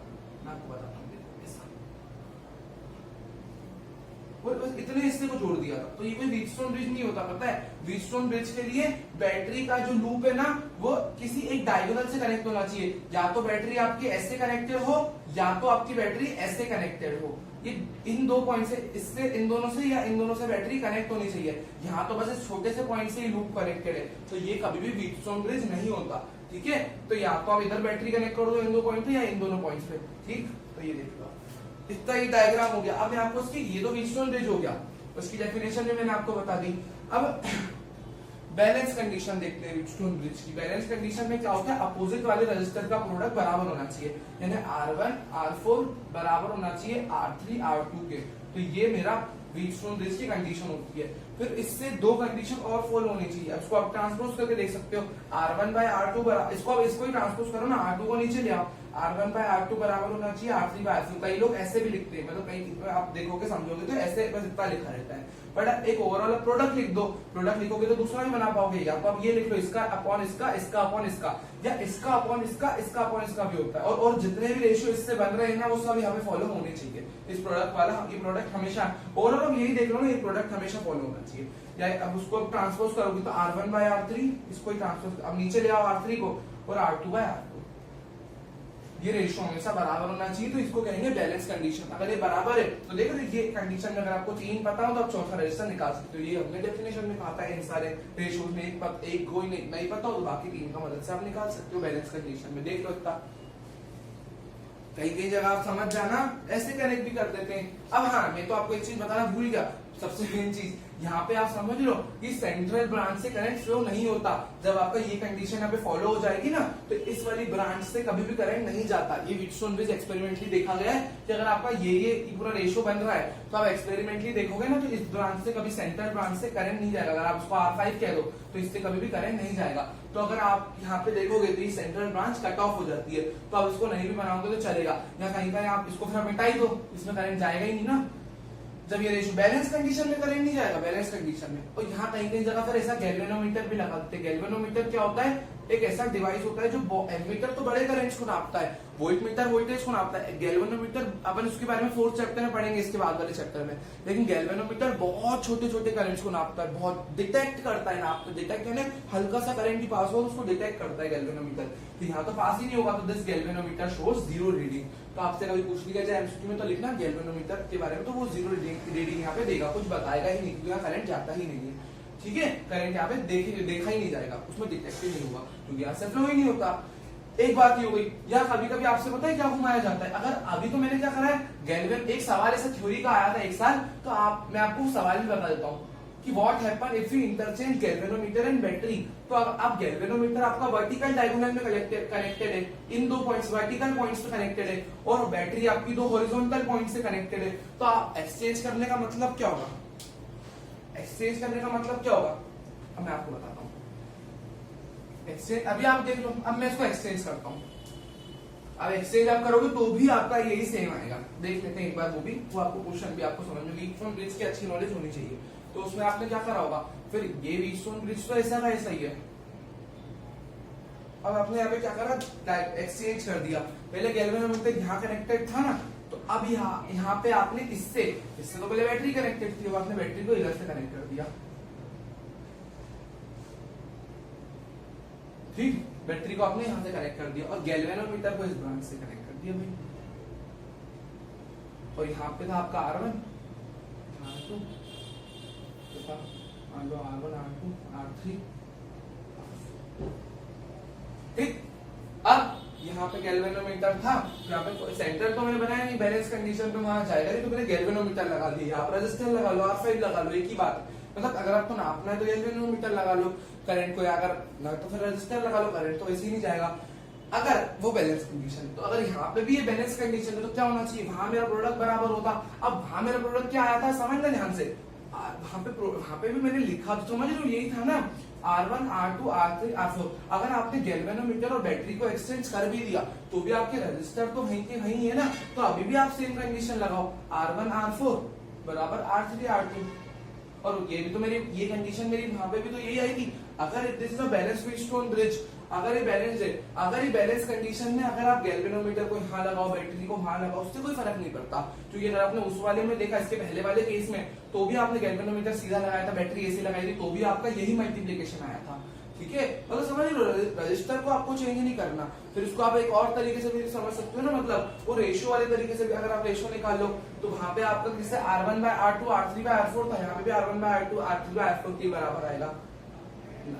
वो जब तक आप रजिस्टर की डिनोशन चेंज नहीं करो, तो उसके लिए आपका रेशियो बराबर होना चाहिए। अब रेशियो बराबर चाहिए तो आप एक काम करो, चारों का R ले लो, तो R/R या R/R सबका रेशियो बना जाएगा, या इसको R ले लो, उसको 2R ले लो, तो रेशियो कितना हो जाएगा 1/2, R2R 1/2, है ना। तो समझ लो, वो ऐसे रजिस्टर आपको क्वेश्चन में गिवन होंगे जिसका रेशियो बराबर होगा तो ही वो बैलेंस कंडीशन कहलाती है। तो आप ये एक बार देख लीजिए। फिर इसमें से ना करंट कैसे फ्लो होता है अपन उसके बारे में भी जानने वाले हैं।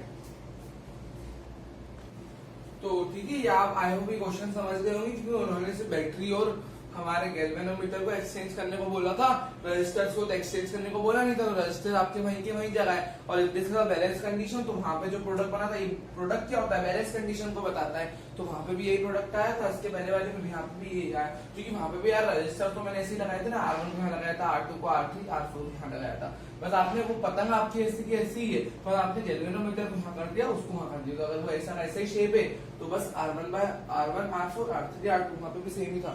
वहां पे आपने क्या करा था, कुछ नहीं, बस ऐसे ही लगाया था, फिर वहां पे भी ऐसे ही बनाया था ना मैंने, और यहाँ पे भी मतलब समझ लो रजिस्टर आपके वहीं के वहीं है। फिर यहाँ R2 था, यहाँ R3 था, यहाँ R4 था, सेम था वहां पे, और यहाँ से गैल्वेनोमीटर था, सॉरी यहाँ से नहीं,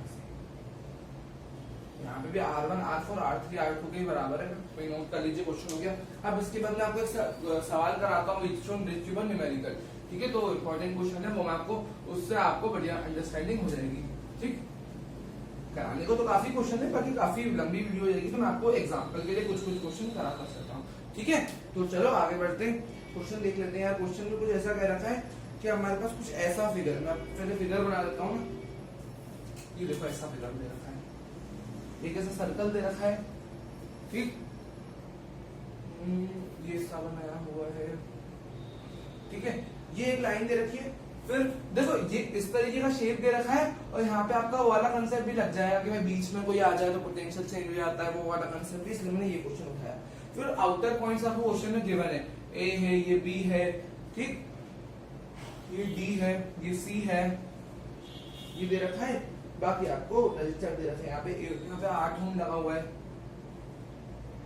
देखने में काफी कॉम्प्लेक्स क्वेश्चन है इजी। यहाँ पे 4 ओम का रजिस्टर लगा हुआ है, और 6 ओम यहाँ लगा हुआ है, और क्या लगा हुआ है भाई, और लगा हुआ है, बस यहाँ पे भी एक रजिस्टर लगा हुआ है। देख लेता हूँ कितने ओम का है, 6 ओम का ये है, 6 ओम बीच में, और ये 3 ओम है, ये 3 ओम है, 6 ओम ये लगा हुआ है, 6 ओम यहाँ लगा हुआ है, ओके ठीक है, 2 ओम यहाँ लगा हुआ है। अब आपको अपन आगे से मैं आपको समझाता हूँ कि अगर आप दिमाग लगाओ तो इतने सारे ये रजिस्टर्स दे रखे हैं, यहाँ पे बनने वाला क्या, ए है, ये बी है।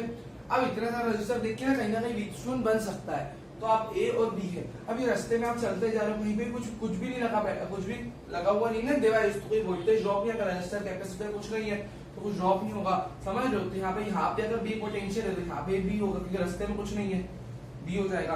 यही आपको समझना है। अगर यहाँ पे ए है तो ये रास्ते में यहाँ पे रजिस्टर आ गया तो यहाँ पे चेंज हो जाएगा, चलो ठीक है। यहाँ पे सी है तो इधर चलते जाओगे चेंज नहीं होगा, यहाँ पे भी सी रहेगा, ठीक है। तो ये आपके कुछ डिनोशंस हो गए। अब आप ये समझ लो, ए ये 8 ओम भी ए और बी के बीच में, और 6 जो अपना ये, और कौन कौन सा ए और बी के बीच में, बस ए और बी के बीच में एक ही है। फिर एक ये बी और डी के बीच में 2 ओम है, सी और डी के बीच में 3 ओम है, सी और डी के बीच में, ये भी सी और डी के बीच में, तो सी और डी के बीच में 2 रजिस्टर है। और ऑब्वियस सी बात है यार, दोनों के दोनों पैरेलल में होंगे क्योंकि दोनों पोटेंशियल डिफरेंस सेम है। ये भी सी और डी के बीच में, ये भी सी और डी के बीच में, सेम पोटेंशियल डिफरेंस के बीच में होना मतलब पैरेलल में ये दोनों, और ए और सी के बीच में एक ही रजिस्टर है, ठीक है भाई।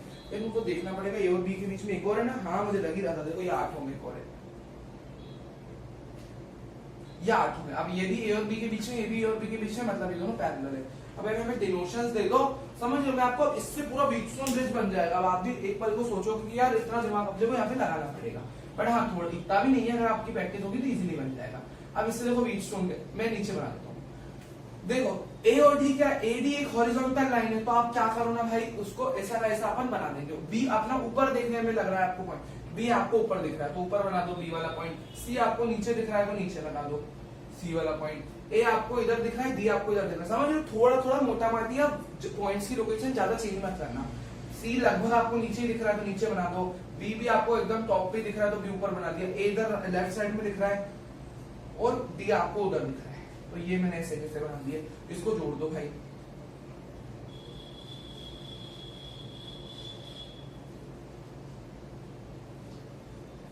ये व्हीटस्टोन आपका बनने वाला है। देखो कैसे बनेगा, ए और बी के बीच में एक तो 8 ओम का रजिस्टर है, और मैंने बताया ना ये दूसरा भी इसके साथ पैरेलल में होगा, है ना, पैरेलल। देखो ये भी 8 ओम का है, हाँ सही है, अपन ने एकदम सही लिखा है, मैं चेक कर रहा था सारा, अपन ने ये डिनोशंस तो सही लिखे हैं, मतलब समझ लो। ये ए और बी के बीच में 8 ओम का रजिस्टर है, और एक और ए और बी के बीच में ये, मतलब दोनों आपस में पैरेलल है, सेम पोटेंशियल डिफरेंस के बीच में ये तो ये भी 8 ओम का ही होगा, ठीक। अब हाँ, अपना बी और डी के बीच में 2 ओम का है, इसको बना लो भाई। एक ही बी और डी के बीच में, ए और सी के बीच में भी अगेन से 4 ओम का एक ही रजिस्टर है, और सी और डी के बीच में, 3 ओम का और एक 6 ओम का है, तो 3 ओम का एक ये बना दिया, और इसके साथ पैरेलल में ये 6 ओम का, तो ये पूरा व्हीटस्टोन ब्रिज बन गया। सेंटर में दिख रहा है कोई रजिस्टर, हाँ दिख रहा है ना, बी और देख सकते हैं, हाँ देखो ये रहा, मिल गया, अच्छा ना मिल गया। देखो बी और सी के बीच में 6 ओम का है ना, वरना यहाँ पे सेंटर थोड़ा ढूंढना मेरे को लगा कहाँ है यार, मैं सोच रहा था, बट देखो ये दिख रहा है, बी और सी के बीच में साफ साफ तो दिख रहा है, ये देखो ये वाला, ये बी और सी। अब आप अगर ध्यान से देखो तो बी आपका टॉप मोस्ट पॉइंट है, सी आपका लोअर मोस्ट पॉइंट है, और उन दोनों के बीच में लगा हुआ है, तो मतलब ये 6 ओम कुछ ऐसा लगा हुआ है, समझ लो। तो भाई ये पूरा तामझाम बन रहा है, इसको आपने इसमें कन्वर्ट कर दिया। अभी सारे रजिस्टर हो गए है ना, 1 2 3 4 5 6 7, 1 2 3 4 5 6 7 सारे रजिस्टर हो गए, देख लो। अब इनको सॉल्व कर लेते हैं। अब यार सिंपल सा बनता है, अब तो बहुत आसान है। ये दोनों पैरेलल में, उनको पैरेलल में सॉल्व कर लो। अब मैंने बताया दो सेम का पैरेलल लोगे तो उसका हाफ हो जाता है, 1/8 प्लस 1/8 होता है 2/8 यानी 1/4। ऊपर रिवर्स करोगे तो 4 होना जाएगा इन दोनों का पैरेलल। आगे इतना तो आप समझ गए होंगे, ठीक है जी। रीड्रॉ कर लेते हैं, ये ए था, ये डी था, ये बी था और ये सी था, और ये अब देखो ये दोनों पैरेलल में 4 होना गए, और ये दोनों, ये तो 2 में एक ही है, इसको लिख लो। ये आपका 4 में एक ही है, और इन दोनों का पैरेलल 1/3 प्लस 1/6 कितना होगा, इसका पैरेलल निकाल लो। 1/3 प्लस 1/6 हो जाएगा 6, 2 1 3/6 6/3, 2 आ जाएगा। 2 यहाँ पे ये आ जाएगा बस। अब मैंने पूछा, मैं बता रहा था आपको करेंट कैसे फ्लो होगा, वो भी देख लो। सेंटर में 6 का है, सिंस ये बैलेंस कंडीशन है। क्यों? इन दोनों का प्रोडक्ट 4 2 8 होता है, इन दोनों का प्रोडक्ट 4 2 8 होता है। या ऐसे देख लो 4/4 2/2, दोनों 1 1 है। ये ऐसे देख लो 4/2 4/2, फिर भी रेशियो सेम है। जैसे तरीके से देखना चाहो, ये अपना पूरा बन गया, बस को सॉल्व करना है। अब आपको सॉल्व करना हो तो कोई एक टर्मिनल से बैटरी कनेक्ट कर लो। यहां से मान लो मैंने बैटरी कनेक्ट करी, थोड़ी अच्छे से बनाइएगा आप, ठीक। मान लो बैटरी के पॉजिटिव टर्मिनल से करंट निकला, आई करंट। अब देखो आई यहाँ पे 2 हिस्सों में बटेगा। मान लो ऐसे I1 गया, ऐसे I2 गया, समझ लो। ये आई यहाँ पे आया, ऊपर उधर I1 चला गया, नीचे I2 चला गया, ठीक। अब सेंटर ब्रांच, यहाँ तो करंट डिवीजन की कोई जरूरत ही नहीं है, बैलेंस कंडीशन है, तो सेंटर ब्रांच से कोई करंट जाएगा ही नहीं, इसको मिटा दो। तो I1 ऊपर से गया, तो ये I1 का I1 यहाँ से चला जाएगा, और I2 उधर से गया तो I2 का I2 यहाँ से आ जाएगा। I1 ऐसे ऐसे आ रहा था तो मैंने नीचे भी ले लिया, कंटिन्यूअस बहेगा करंट वाला, और I2 ऐसे आ रहा तो इधर भी जाएगा, और I1 I2 मिलके वापस नीचे आई भेज देंगे। तो ये पूरा करंट डिस्ट्रीब्यूशन है, जिससे आपको पता लगा कि ऊपर वालों में I1 दोनों में सेम करंट थे, तो ये 4 और 2 6 ओम आ गया आपका R नेट 1, और नीचे वाले दो में सेम करंट है तो 4 और 2 6 आ गया R नेट 2, और दोनों आपस में पैरेलल है। पूछो क्यों? क्योंकि इन दोनों के नेट में से I2 करंट जाएगा, इन दोनों के नेट में से I1 करंट जा रहा है, तो दोनों पैरेलल में 1/R नेट आपको मिल जाएगा 1/R net 1 plus 1/R net 2, 2/6 1/3 यानी 3 ओम आपका आंसर बैठना चाहिए। अब एक बार मैं चेक कर लेता हूँ हो गई, क्योंकि यहाँ पे जिनके बीच में अपने को इक्विवेलेंट रेजिस्टेंस निकालना होता है ना, उन्हीं के बीच में आपको बैटरी कनेक्ट करनी होती है। मतलब मैथमेटिकली आप सही भी तो समझ सकते हैं इसको बात को, क्योंकि भाई इन दोनों के बीच में अगर आपको सब कुछ आंसर सही है तो बैटरी तो इन दोनों के बीच में ही आनी चाहिए। आपने टर्मिनली दोनों चेंज कर दी, इसलिए आंसर यहाँ पे गलत आ रहा है। इससे रेजिस्टेंस नेट आपका निकल रहा होगा बी और सी के बीच में, तो वो गलत है। आपको ए और डी के बीच में निकालना है, तो बैटरी हमेशा उन्हीं 2 पॉइंट्स के बीच में कनेक्ट होनी चाहिए। तो अपन ने ए और डी के बीच में जब करी थी ऐसे हॉरिजॉन्टली कनेक्ट करी थी, जब मेरा आंसर सही आया था। ये बी और सी के बीच का आंसर कितना 8/3, ठीक है। तो देख लो, इसलिए हमारा आंसर सही है। बाकी तो अपना पहली बार में जो आंसर आया था वो तो सही था, ठीक है। सो आगे बढ़ते हैं, नेक्स्ट टॉपिक आ जाता है अपना इलेक्ट्रिक सेल। अब जो सेल हम बैटरी से, जो हम सेल का सर्किट से कनेक्ट कर रहे हैं, हम उसके बारे में जानेंगे, ठीक है। इलेक्ट्रिक सेल इज एक डिवाइस होता है जो मेंटेन करता है potential difference between its 2 terminals. तो जैसे ये इसका पॉजिटिव टर्मिनल, नेगेटिव टर्मिनल है, तो भाई पॉजिटिव का कुछ हायर पोटेंशियल होगा, नेगेटिव का कुछ लोअर पोटेंशियल होगा। तो ये वाला एंड पॉजिटिव, ये वाला समझ लो, ये इसका पहला टर्मिनल समझ सकते हो। तो ये पॉजिटिव से कनेक्टेड है हायर पोटेंशियल, नेगेटिव से ही कनेक्टेड है ना, तो ये लोअर पोटेंशियल। तो समझ लो, एक higher minus lower potential difference इसके अक्रॉस मेंटेन है, ठीक है। और यही पोटेंशियल डिफरेंस तो फोर्स कर रहा है कि बैटरी करंट यहाँ पे जनरेट हो, तो करंट इस हायर से निकल के लोअर की तरफ बढ़े। वरना यहाँ तो ये एंड्स को ना कि बैटरी की ये पॉजिटिव टर्मिनल हायर होता है, नेगेटिव लोअर होता है, तो बैटरी के हायर से करंट निकले, लोअर में करंट जाए। तो अगर ये डिफरेंस नहीं होता बैटरी में, पोटेंशियल डिफरेंस नहीं होता, तो करंट कैसे फ्लो होता? तो ये क्या करती है, बैटरी सर्किट को पोटेंशियल डिफरेंस देती है, जो एक करंट को, जो करंट को यहाँ पे फ्लो करवाता है, ठीक है। तो इसकी बेसिक डेफिनेशन हो गई, ये इसका सिंबॉलिक रिप्रेजेंटेशन हो गया, ठीक है। इसको फिर अगर आप एकदम वो नेचुरल तरीके से बनाना चाहो तो यहाँ पे एक पूरा सेल लगा देना ऐसे शेप का, और फिर बल्ब लगा देना, क्योंकि बल्ब एक तरह का डिवाइस होता है जिसका रेजिस्टेंस होता है। फिर उसको एरो बना के उसका सिंबॉलिक रिप्रेजेंटेशन ये लिख सकते हो, समझ लो। तो ईएमएफ क्या होता है, अगला टॉपिक अपना इसमें टेक्निकल टर्म है which is electromotive force, EMF. इसके बारे में पढ़ते हैं, जो मैंने आपको हल्का हल्का बताया कि पोटेंशियल डिफरेंस, एक भाई कोई भी सेल होता है तो पोटेंशियल डिफरेंस उसके टर्मिनल्स के अक्रॉस उसका फिक्स होता है कि भाई उसमें पॉजिटिव नेगेटिव तो बने रहते हैं सेल्स में, तो उसके अक्रॉस एक पोटेंशियल डिफरेंस पहले से ही होता है जब वो यूज ना हो रहा हो। तो जब वो यूज ना हो रहा हो, यानी उसमें से कोई करंट नहीं निकलवाया जाए, कहने का मतलब कनेक्ट नहीं करा तो करंट कुछ फ्लो नहीं हुआ ना, ठीक है। तो समझ लो मतलब वो करंट फ्लो करवाने में जब कोई मदद नहीं कर रहा हो, जब वो सिर्फ बंद हो, the potential difference across terminals of cell when it is not used, उसको अपन सर्किट से कनेक्ट नहीं करा, तो जो लिखा हुआ आता है ना उसको ऑलरेडी वो उसका ईएमएफ होता है, इसको कहते हैं maximum value of potential difference, जो किसी सेल में लिखी हुई आती है, ठीक है, मैक्सिमम होता है, ये हमेशा 20 से कम होता है, यानी जो अगली अपन टर्म पढ़ेंगे फिर उसमें टर्मिनल वोल्टेज आप समझ जाओगे जो कि ईएमएफ से कम होता है।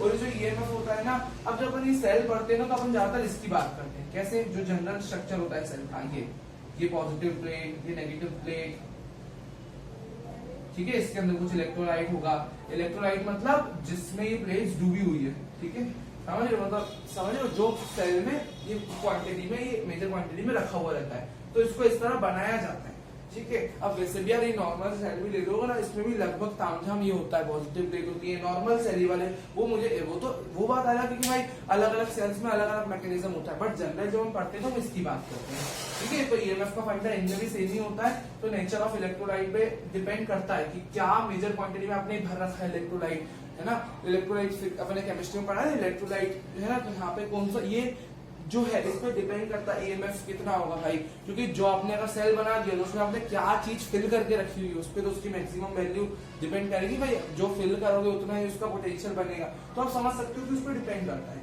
मेटल ऑफ इलेक्ट्रोड्स, ये दोनों इलेक्ट्रोड इसमें किस मेटल में भाई किससे बनाया उस पर तो डिपेंड करेगा ना यार, मेन फंक्शनिंग उसका पोटेंशियल देना है, उसकी maximum value of potential difference उस पर तो डिपेंड करेगी ना कि उसको किस चीज से बनाया है, ठीक।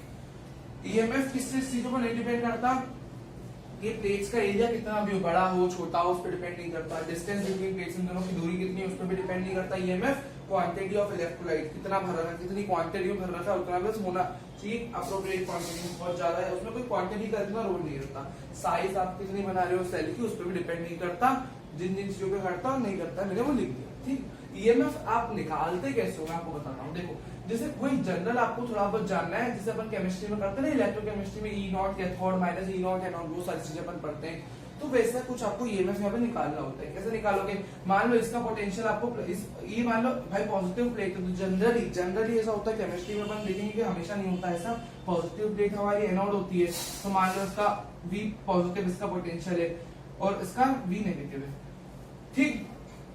अब उसमें हमको इनॉट कैथोड इनॉट एनोड नहीं लगाना, वो फॉर्मूले से हमारा कोई लेना देना नहीं है, हम तो ये कह रहे हैं बस पॉजिटिव प्लेट का पोटेंशियल V पॉजिटिव है उसको यहाँ पे आपको छोड़ देना, आपको यह समझना है अभी फिलहाल में V पॉजिटिव, अभी मतलब फिलहाल में जब फिजिक्स पढ़ोगे यह समझना है, V पॉजिटिव आपका इसका पोटेंशियल होगा, V नेगेटिव इसका पोटेंशियल होगा, अब दोनों का अगला ये नेगेटिव वाली प्लेट का V माइनस है, वो भी V माइनस, समझ रहे हो, माइनस तो इसके आगे आएगा, एक सेकेंड, और ये सब्सक्रिप्ट में माइनस ये बता रहा है कि भाई ये माइनस वाली प्लेट का पोटेंशियल है, और ये सब्सक्रिप्ट वाली चीज ये बता रही है कि प्लस वाली प्लेट का है, माइनस आगे मैंने इसलिए लगाया है कि उतनी ही वैल्यू है, मतलब ये पोटेंशियल नेगेटिव होगा ना तो V माइनस की वैल्यू पॉजिटिव में लिखना, क्योंकि मैंने V माइनस के आगे ऑलरेडी एक साइन लगा दिया है, मैं बता रहा हूँ कि भाई ये नेगेटिव प्लेट का पोटेंशियल है तो अब लिखने की जरूरत नहीं, बस अब V माइनस की वैल्यू पॉजिटिव में पुट करोगे, V माइनस अगर माइनस 10 वोल्ट था तो मैंने माइनस पहले लगा दिया, V माइनस अब 10 बोलोगे, ठीक। तो ये वाली बात है, अब इसके लिए आपको ईएमएफ निकालना होता है, आपको बस हमेशा बड़ी में से छोटी वैल्यू, मतलब पॉजिटिव में से नेगेटिव वैल्यू को घटा देना है, तो V पॉजिटिव माइनस ऑफ और V वाली नेगेटिव वाली तो ऑलरेडी माइनस में, तो आपका V plus plus V minus बचेगा, और ईएमएफ, और आप समझ सकते हो यार ये वैल्यू हमेशा पॉजिटिव होगी और इसका साइन तो अपन ने खत्म कर दिया तो ये भी पॉजिटिव होगी, तो जनरली ईएमएफ आप समझ सकते हो जीरो से आपका बढ़ जाएगा, नेगेटिव भी यहाँ पे नहीं आने वाला, हाँ जनरली क्या ऐसा ही होता है, ठीक है, तो वो हमेशा जीरो से बड़ा होगा, पॉजिटिव ही होगा, जीरो आप समझ, जीरो तो वैसे भी यार दो अगर पॉजिटिव वैल्यू को जोड़ोगे तो जीरो तो वहां पे वैसे भी नहीं आ रहा, और समझ सकते हो पॉजिटिव वैल्यू ही आपको देखने को मिलेगी ईएमएफ की, देख सकते हो आप, ठीक। ये मैं आपको इस कंडीशन के हिसाब से बता रहा हूँ, अगर आप जोड़ोगे तो इस तरीके से, ठीक है, तो जीरो तो बन नहीं सकता है, ठीक, देख लो एक बार। अब आगे टॉपिक्स पे चलते हैं इसी में, ओके, सो आगे बढ़ते हैं और पढ़ते हैं टर्मिनल वोल्टेज के बारे में, ठीक है। ये पोटेंशियल डिफरेंस होता है across the terminals of a cell या battery when it is supplying current to an external circuit, वो हमने ईएमएफ पढ़ा था, जब करंट सप्लाई हो ही नहीं था बैटरी से तब जो पोटेंशियल डिफरेंस है वोल्टेज जो उस पर लिखा हुआ है वो उसकी ईएमएफ होती है maximum value of potential difference. But terminal voltage जो क्या होता है, सिंपल भाषा में एक ऐसा पोटेंशियल डिफरेंस जो किसी भी सेल्स के दोनों टर्मिनल्स पे बन जाता है जब वो करंट सप्लाई कर रहा हो, जब वो यूज हो रहा हो उस दौरान, ठीक। अब जैसे भाई मान लो ये सेल है, अब इस सेल का प्लस और माइनस एक्सटर्नल रेजिस्टेंस को या बाहर का रेजिस्टेंस, ठीक है, एक्स वाई ए भी कुछ पॉइंट्स मैंने दे दिए वी एक्स वाई। अब एक्स तो बड़ा पोटेंशियल होगा पॉजिटिव से कनेक्टेड है, वाई छोटा होगा तो नेगेटिव से कनेक्टेड है। तो ये एक टर्मिनल वोल्टेज है V X minus V Y जो उसके दोनों एंड्स पे बना हुआ है, समझ रहे हो। अब भाई इधर तो कुछ है नहीं ना रास्ते में, तो जो इस पॉइंट पे होगा पॉजिटिव पे वही एक्स पे होगा, रास्ते में कुछ नहीं है, नेगेटिव पे जो है वही वाई पे होगा। तो ऐसे लिख सकते हो ना V X minus V Y, ठीक। इसको कहते हैं टर्मिनल वोल्टेज। अभी कंपेयर टू ईएमएफ कम क्यों होता है, क्योंकि देखो भाई सेल का भी ना अपना एक इंटरनल रेजिस्टेंस होता है, या इसके अंदर जो इलेक्ट्रोलाइट है उसका एक इंटरनल रेजिस्टेंस होता है, जिसके कारण इसके अंदर एक रेजिस्टेंस होता है। तो बीच में अगर रेजिस्टेंस आ जाता है तो हमको पता है इसका ज्यादा हो जाता है, और बीच में अगर कोई रेजिस्टेंस आ जाता है तो इस वाले का कम हो जाता है पोटेंशियल। तो समझ लो बीच में एक रेजिस्टेंस आ गया ना एक तरह से, तो इस वाले का कम हो जाता है। तो ये एक तरह से ये वाला जैसे हम कह रहे हैं ना, तो ये टर्मिनल वोल्टेज में हमको ड्रॉप देखने को मिलता है, less as compare to EMF due to internal resistance of cell. चलो वो बात तो है कि इस वाले पॉइंट में कम हुआ, वो तो जनरली हमको सबको पता है, लेकिन इसकी वैल्यू कम हो जाती है ड्यू टू ईएमएफ, क्योंकि जब हम सेल को यूज नहीं कर रहे होते हैं ना तो उसके अंदर का रेजिस्टेंस रोल में नहीं आता, लेकिन जैसे उसमें से करंट फ्लो होता है ना वो रेजिस्टेंस उसको अपोज करता है, और उसको जब वो अपोज करता है ना तो यूज करते समय जो उसके टर्मिनल से पोटेंशियल बनता है वो ईएमएफ के मुकाबले थोड़ा कम बन जाता है। बनना जितना चाहिए, जैसे 6 वोल्ट चाहिए तो 5 पॉइंट समथिंग समथिंग बन जाएगा, समझ लो। तो इसका इंटरनल रेजिस्टेंस रुकावट पैदा करता है उसको काम करने में, तो जितना उसमें लिखा हुआ है उससे कम पोटेंशियल यहाँ पे मिलता है, सिंपल सा बन जाएगा, ठीक है। तो वही बात है। इंटरनल रेजिस्टेंस क्या होता है, resistance offered by the electrolyte of the cell when an electric current flows through. जब उसमें करंट होता है तो उस इलेक्ट्रोलाइट के कारण जितना भी उसको मिल रहा है सेल के अंदर जो भी फिल है उस इलेक्ट्रोलाइट के कारण या बैटरी के अंदर जो भी फिल है जिससे रेजिस्टेंस आ रहा है, तो वही होता है इंटरनल रेजिस्टेंस। सेल के अंदर एक रेजिस्टेंस अपना होता है, उसको छोटे आर से हम डिनोट करते हैं, ठीक है। तो ये देख लो, ठीक है, नोट कर लीजिए इतना। अब आगे अपन थोड़ा और पढ़ेंगे इसके बारे में। अब यहाँ पे ना अगर इस लूप में आप किरचॉफ्स लॉ लगा दोगे तो आपका एक इक्वेशन बन जाएगी जो काफी काम की है। अब किरचॉफ्स लॉ तो अपन थोड़ी देर बाद पढ़ने वाले हैं, पर मैं आपको हल्का हल्का लूप में कैसे लगाते हैं वो समझाता हूँ। ये कंप्लीट लूप बन रहा है जो क्लोज्ड है पूरा, ठीक। तो इसमें कैसे किरचॉफ लगाएंगे, एक साइड आपको लिखना है, फिर भी अभी आप समझ लो, फिर अगर आपको दिक्कत आए तो चैप्टर का आगे का पार्ट आप जब समझोगे ये वो वाला किरचॉफ वाला, उसके बाद जब आप इसको करोगे तो आपको बन जाएगा। तो अभी आप समझ लो, फिर भी थोड़ा थोड़ा मैं आपको अभी बता देता हूँ, ठीक है। तो पोटेंशियल ड्रॉप अब यहाँ पे कहाँ हो रहा है, तो करंट अगर यहाँ से निकला, या आई गया, यहाँ आई गया, या आई इसमें आ गया, तो पोटेंशियल ड्रॉप बराबर पोटेंशियल गेन, इसको ऐसे लिखते हैं किरचॉफ वोल्टेज लॉ के हिसाब से potential drop is equal to potential gain. और पोटेंशियल ड्रॉप जब हम करंट के डायरेक्शन में लिखते हैं तो पॉजिटिव लिखते हैं, लूप के लिए बता रहा हूँ, और जब हम पोटेंशियल गेन लिखते हैं वो बैटरी के अराउंड लिखते हैं, और जब बैटरी को हम नेगेटिव से पॉजिटिव जाते हैं तो वही बैटरी का वोल्टेज पॉजिटिव में आता है। और जब यहाँ पे मैं अप्रोच तो बैटरी को नेगेटिव से पॉजिटिव में कर रहा हूँ ना, जो मेरा मैं मान लो देखो करंट मेरा इस डायरेक्शन में जो कि क्लॉकवाइज है और मैं चल भी क्लॉकवाइज हूँ, मैंने किरचॉफ लॉ में क्लॉकवाइज ही लगा रहा हूँ, ठीक है, ऐसे लगा रहा हूँ मैं किरचॉफ लॉ, ठीक है। तो ऐसे अगर मैं लगाऊंगा, मैं चल भी इसे रहा हूँ, तो अब पोटेंशियल ड्रॉप किसके अराउंड होगा, सारे रेजिस्टर्स के अराउंड होगा। तो एक रजिस्टर तो यहाँ पे और करंट इसमें IR जा रहा है, तो पोटेंशियल ड्रॉप, पोटेंशियल होता है IR, V is equal to IR, तो ड्रॉप लिखोगे ना V पोटेंशियल ड्रॉप, तो ड्रॉप आप कैसे लिखते हो, करंट जो फ्लो हो रहा और R जो रेजिस्टेंस, उसको कहते हैं पोटेंशियल ड्रॉप। और करंट की डायरेक्शन में मैं जा भी ऐसे ही रहा हूँ, मैं जा तो ऐसे ही रहा हूँ, करंट भी इसी डायरेक्शन में जा रहा है, तो पोटेंशियल ड्रॉप पॉजिटिव में आएगा। फिर ऐसे आए ना, ये तो चलो, फिर इधर मैं करंट की डायरेक्शन में चल रहा हूँ, और यहाँ पे ये भी तो क्या है, इसका भी यहाँ पे भी तो पोटेंशियल ड्रॉप होगा, तो आई। वैसे जब हम जनरली किरचॉफ के क्वेश्चन सॉल्व करते हैं तो इंटरनल रेजिस्टेंस नहीं लेते, बट यहाँ पे है तो अपन ले लेंगे आई और छोटा आर इंटरनल रेजिस्टेंस, और दोनों पॉजिटिव क्यों थे, जब मैं बैटरी में करंट की डायरेक्शन में जा रहा था। पोटेंशियल गेन, आप पोटेंशियल गेन बैटरी का होगा, भाई बैटरी ने जितना पोटेंशियल दिया उसको पोटेंशियल गेन कहते हैं, और मैं नेगेटिव से पॉजिटिव यानी फाइनली मैं हायर पोटेंशियल पे आ रहा हूँ, तो हायर पोटेंशियल फाइनल क्या होता है, डेल्टा भी कैसे लिखोगे, higher minus initial, higher minus lower, समझ लो, मतलब फाइनल माइनस इनिशियल भी लिखोगे तो फाइनली तो मैं नेगेटिव से पॉजिटिव बड़े पोटेंशियल पे गया ना, तो डिफरेंस तो मुझे पॉजिटिव में मिलेगा ना, फाइनल माइनस इनिशियल करूंगा तो खैर वो सब अपन बाद में पढ़ेंगे। अभी आप बस पोटेंशियल गेन V लिखो जो बैटरी का है, फिर आई कॉमन ले लो, R प्लस R बराबर V। एक तो आप समझ सकते हो, मतलब इसको वैसे इसका इतना यूज नहीं आएगा ज्यादातर आपको, V is equal to IR plus I into छोटा, और IR आप क्या लिख सकते हो, ये तो आपका समझ लो भाई V है, और V होता है, अब मेरी बात समझ ध्यान से, ये आपका V है, एक सेकंड, और सॉरी यहाँ पे V नहीं आएगा, यहाँ पे E आएगा। यहाँ पे हम बैटरी का वोल्टेज नहीं लेते भाई, वो तो टर्मिनल वोल्टेज को भी लिखते हैं ना, यहाँ पे तो हम बैटरी का EMF लेके चले गए पूरा का भाई पूरा, वो तो यहाँ पे आपने सेल लगाया ना, तो अगर आप इंटरनल रेजिस्टेंस ले लो तो यहाँ पे आपको बैटरी का पूरा ईएमएफ लेके चलना है कि भाई potential gain is in the form of EMF, जो बैटरी हमको देर मतलब पोटेंशियल डिफरेंस थोड़ा सा कम हमको मिलेगा टर्मिनल्स पे, बट गेन तो यहाँ पे समझ सकते हो आप ई के बराबर ही लिखोगे। पोटेंशियल ड्रॉप और गेन किसने करवाया, बैटरी ने करवाया, कितना, उसकी ईएमएफ, तो उससे थोड़ा कम मिलेगा, बट जनरली आप ईएमएफ के बराबर यहाँ पे लिखोगे। तो पोटेंशियल ड्रॉप बराबर पोटेंशियल गेन उसकी ईएमएफ, यानी अगर उस पर 10 वोल्ट लिखा होगा तो 10 वोल्ट गेन की तरह अपन उसको लिखेंगे। ठीक, तो इसको ई लिख लो, इसको ई लिख लो। हाँ ठीक है, तो आई, अब इसको आप कैसे लिखोगे, आई आर। अब आई आर क्या होता है, अब आई आर आपका वी होगा, क्यों, क्योंकि आर क्या है, टर्मिनल पे वोल्टेज आप निकालना चाहते हो ना, तो ये और ये टर्मिनल से बैटरी के अक्रॉस, तो करंट इन टर्मिनल्स में आई फ्लो कर रहा है, और समझ लो जो इन दोनों टर्मिनल्स का वोल्टेज होगा, एक्स का जितना होगा उतना ही ए का होगा, क्योंकि बीच में कुछ नहीं, और वाई का जितना होगा उतना बी का होगा। तो जो आप समझ लो यहाँ पे अपन लिख सकते हैं आई आर आपका एक तरह से टर्मिनल वोल्टेज है, टर्मिनल वोल्टेज तो इसके टर्मिनल से बना हुआ है, जो इसमें से आई करंट जा रहा है। और समझ लो जितना टर्मिनल पोटेंशियल डिफरेंस एक्स और वाई के बीच में होगा उतना ही ए और बी के बीच में भी होगा। अब रजिस्टर दोनों के बीच में कितना भी हो, लेकिन जितना एक्स का पोटेंशियल है उतना ही ए का पोटेंशियल है, जितना वाई का पोटेंशियल है उतना ही बी का पोटेंशियल है। तो अगर V X minus V Y अगर 10 वोल्ट आ रहा है, तो भाई वी एक्स की जगह वी ए भी लिख सकते हो कि दोनों बराबर है, वी वाई की जगह वी भी लिख सकते हो, तो V A minus V B तो 10 वोल्ट आएगा, तो समझ लो। और V A minus V B यानी इसके अक्रॉस, अब इसके अक्रॉस पोटेंशियल लिखो, इससे अगर आप आई आर देखोगे तो आर तो इस वाली ब्रांच में, लेकिन आप बोलोगे कि टर्मिनल वोल्टेज तो मैंने वी एक्स वाई वाला बताया था, टर्मिनल वोल्टेज तो मैंने एक्स वाई वाला बताया था ना, लेकिन आप तो इस वाली ब्रांच में, तो भाई टर्मिनल वोल्टेज इसका और इसका बराबर ही है यहाँ पे।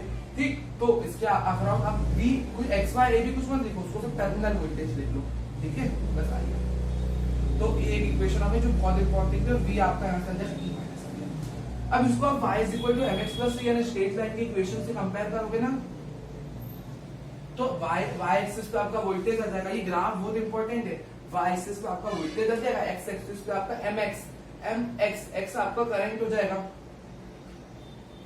ठीक है। स्लोप m यानी स्लोप होता है माइनस आई के बराबर हो जाएगा, समझ रहे हो। इतना तो यार आप समझ रहे होंगे मेरे हिसाब से कि भाई mx पॉजिटिव में था, लेकिन यहाँ माइनस, अगर आप वो माइनस किसका है, वो खुद स्लोप का माइनस है, वो माइनस आर पूरा का पूरा स्लोप है, ठीक है। इसको आप ऐसे भी लिख सकते हो कि y is equal to mx plus c, इसको ऐसे लिख सकते हो ना, minus R m x plus c, m आपका माइनस आर है, x आपका i है, c आपका वो चलो बात की बात है, और y आपका v के बराबर है, ठीक। और स्लोप नेगेटिव है, मतलब ग्राफ कभी भी स्लोप नेगेटिव होता है, पता है ग्राफ नीचे आता है हमेशा, और एस सी आने होता है y इंटरसेप्ट, यानी वो ग्राफ y को कहाँ टच कर रहा है, तो y को ये ग्राफ यहाँ टच कर रहा है, और वो y c इंटरसेप्ट, वो जो y इंटरसेप्ट है सॉरी, वो आपका e के बराबर है, ईएमएफ के बराबर है, mx प्लस c से कंपेयर करोगे तो आपका इसका इंटरसेप्ट, आपसे पूछेंगे कि ईएमएफ कैसे मिलेगा, तो बाय स्क्रीन तक y इंटरसेप्ट, मान लो यहाँ अलग अलग वैल्यूज लिखी हुई है, जहाँ पे टच कर रहा है, जैसे 10 वोल्ट पे टच कर रहा है y को, तो 10 वोल्ट इसका ईएमएफ हो जाएगा। और i, और ये समझ लो इसका जो स्लोप है आपको, वो आपको दे रखा है माइनस आर, स्लोप आपको माइनस आर, और आर निकालना चाहो with the help of slope, तो माइनस ऑफ स्लोप कर देना, स्लोप यहाँ पे वैसे ही नेगेटिव होगा, और उसका एक और माइनस चलाओगे, स्लोप यहाँ वैसे ही नेगेटिव, समझ लो मेरी बात, स्लोप m की वैल्यू जैसे कुछ भी होगी, वो 1/2 है जैसे m की वैल्यू, तो ऑलरेडी नेगेटिव ही होगी, और उसके आगे एक और माइनस लगाओगे तो r आपका हमेशा पॉजिटिव ही आएगा। तो ये ग्राफ बहुत इंपॉर्टेंट है, नोट कर लीजिए, ठीक है। बाकी समझ में नहीं आया तो किरचॉफ लॉ पढ़ोगे तो और अच्छे से क्लियर हो जाएगा, देख लीजिए। ओके, सो आगे बढ़ते हैं, कुछ फैक्टर्स देख लेते हैं जिसमें जिन पे हमारा internal resistance of cell depend करता है। अब जैसे डिस्टेंस बिटवीन टू इलेक्ट्रोड्स, आपको यहाँ पे यही सेल के हिसाब से पढ़ना है, ठीक है। जनरल आप इसी के हिसाब से पढ़ते हो, ये इससे बना लो, और इसके हिसाब से पढ़ना रहता है, ठीक है। और इसमें भी वही छोटा आर वगैरह का फैक्टर वही रहता है पूरा, ठीक है। ये सेल है, मतलब पूरा 1 सेकेंड, या आपके दोस्त ये पूरा सेल है, ये आपने सेल बना दिया, ठीक।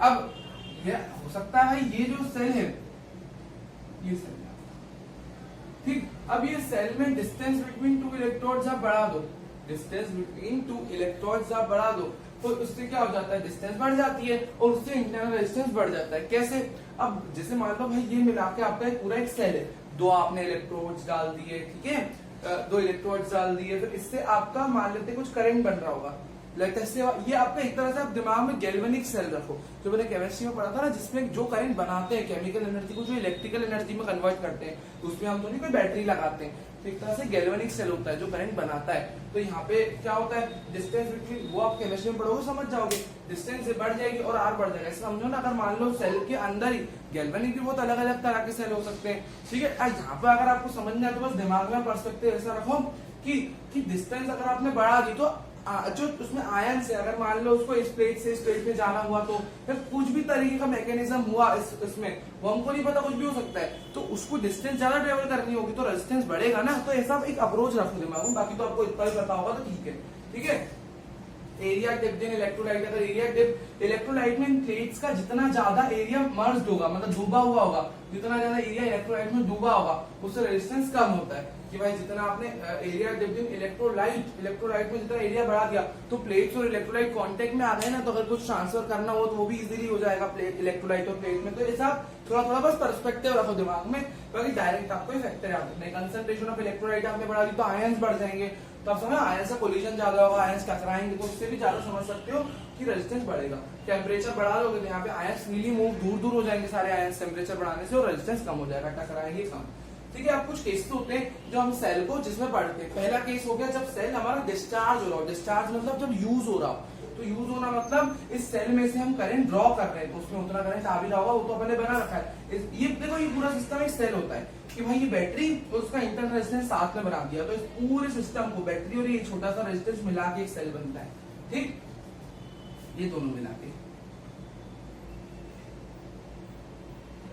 दोनों मिला के सेल बनता है, बैटरी और उसका इंटरनल रेजिस्टेंस, बैटरी और उसका इंटरनल रेजिस्टेंस मिला के सेल बनता है। ये कोई एक्सटर्नल रेजिस्टेंस आ है, ठीक है। अब देखो यहाँ पे जब सेल डिस्चार्ज होता है तो सबको पता है टर्मिनल वोल्टेज ईएमएफ से कम होता है, क्योंकि यहाँ पे सेल यूज हो रहा है, तो यहाँ पे हम लिखोगे टर्मिनल वोल्टेज अब VXY, तो आपका लेस देन ईएमएफ होता है। और इस इक्वेशन से भी आप देख सकते हो ना कि टर्मिनल वोल्टेज ईएमएफ से कुछ कम होता है, जब अपन इक्वेशन पढ़ी थी ना, और ईएमएफ आप V प्लस IR, तो टर्मिनल वोल्टेज से कुछ ज्यादा होता है। जब सेल आप चार्ज करते हो ना, तो हमेशा कोई बड़ी बैटरी की मदद से छोटी बैटरी को चार्ज किया जाता है।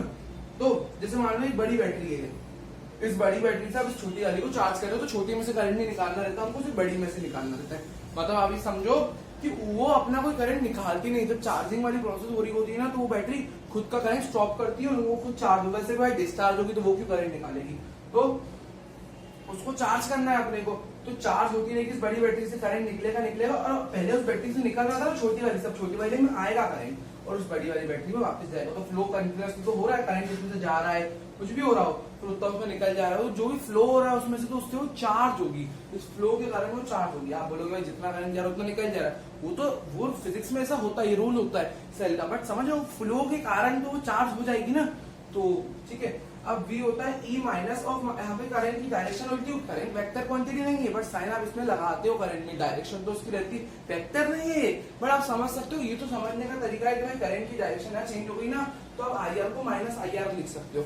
तो मैंने जैसा आपको समझने के लिए बनाया, तो V is equal to V plus IR, या तो आप ऐसा फैक्टर याद रख सकते हो यहाँ पे कि टर्मिनल वोल्टेज, यहाँ पे भाई देखो ना ये टर्मिनल इसके चार्ज हो रहे हैं, चार्ज हो रही है बैटरी, तो उसके छोटी वाली बैटरी का टर्मिनल वोल्टेज की बात हो रही है यहाँ पे, जो ज्यादा हो गया टर्मिनल छोटी बैटरी की ही EMF से, तो इसका भाई चार्ज हो रही है तो इसके टर्मिनल का वोल्टेज इसके EMF से तो बढ़ जाता है।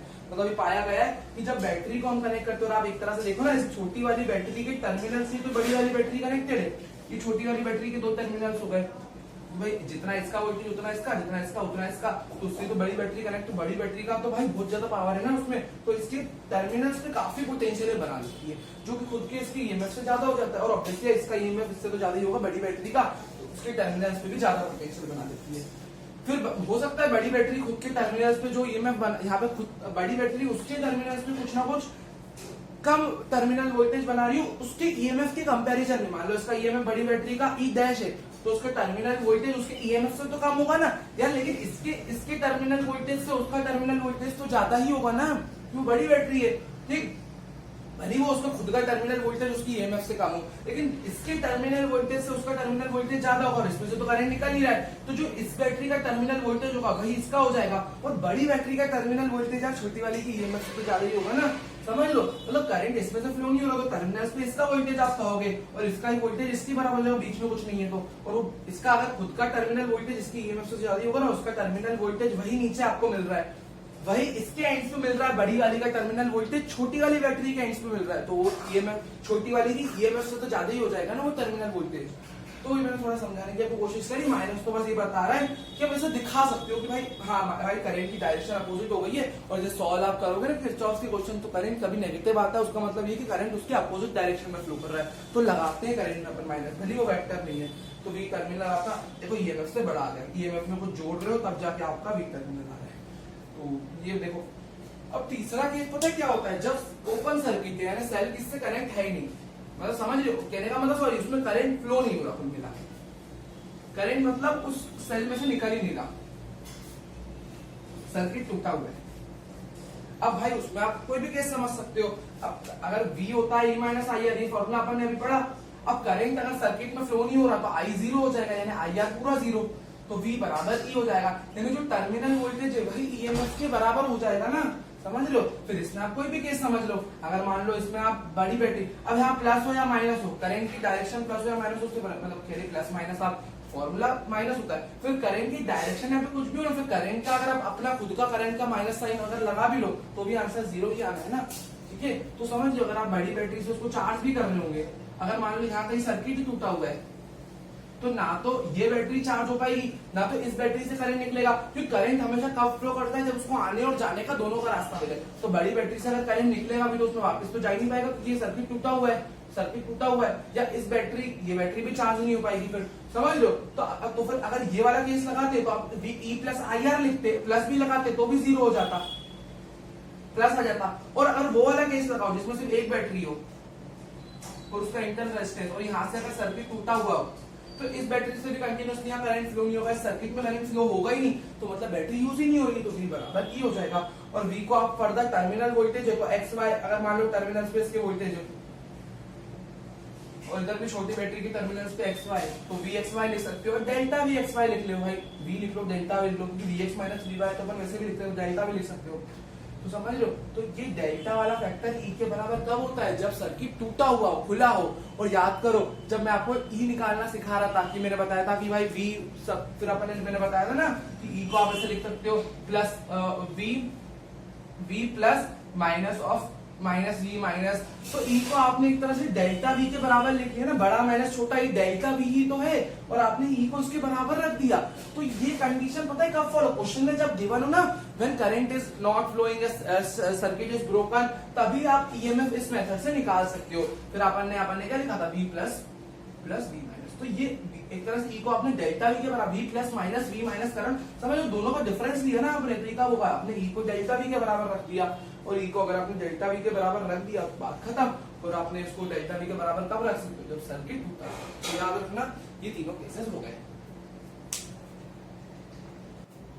ओके, सो आगे बढ़ते हैं और अब पढ़ते हैं सीरीज कनेक्शन ऑफ सेल्स। तो सेल्स को हम सीरीज में कनेक्ट करेंगे तो कैसा क्या रहेगा, और पैरेलल में कनेक्ट करेंगे तो क्या रहेगा।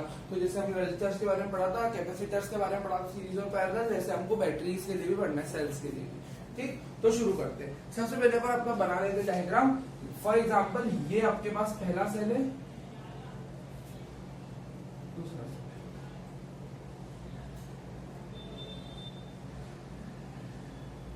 ठीक, ये दो सेल है। अभी दोनों सेल सीरीज में लगे हुए हैं। ये पहला सेल है विद उसका खुद का इंटरनल रेजिस्टेंस, इसका ईएमएफ 1 होगा, इंटरनल रेजिस्टेंस R1 होगा, इसका ईएमएफ 2 होगा, इंटरनल रेजिस्टेंस R2 होगा। ठीक, मान लो ये कोई एक्सटर्नल रजिस्टर है R। अब ठीक, इसको पॉइंट्स को मैंने कह दिया X Y। अब मेरी बात समझना, इस पॉइंट को मैं कह देता हूं, इस पॉइंट को मैं कह देता हूं A।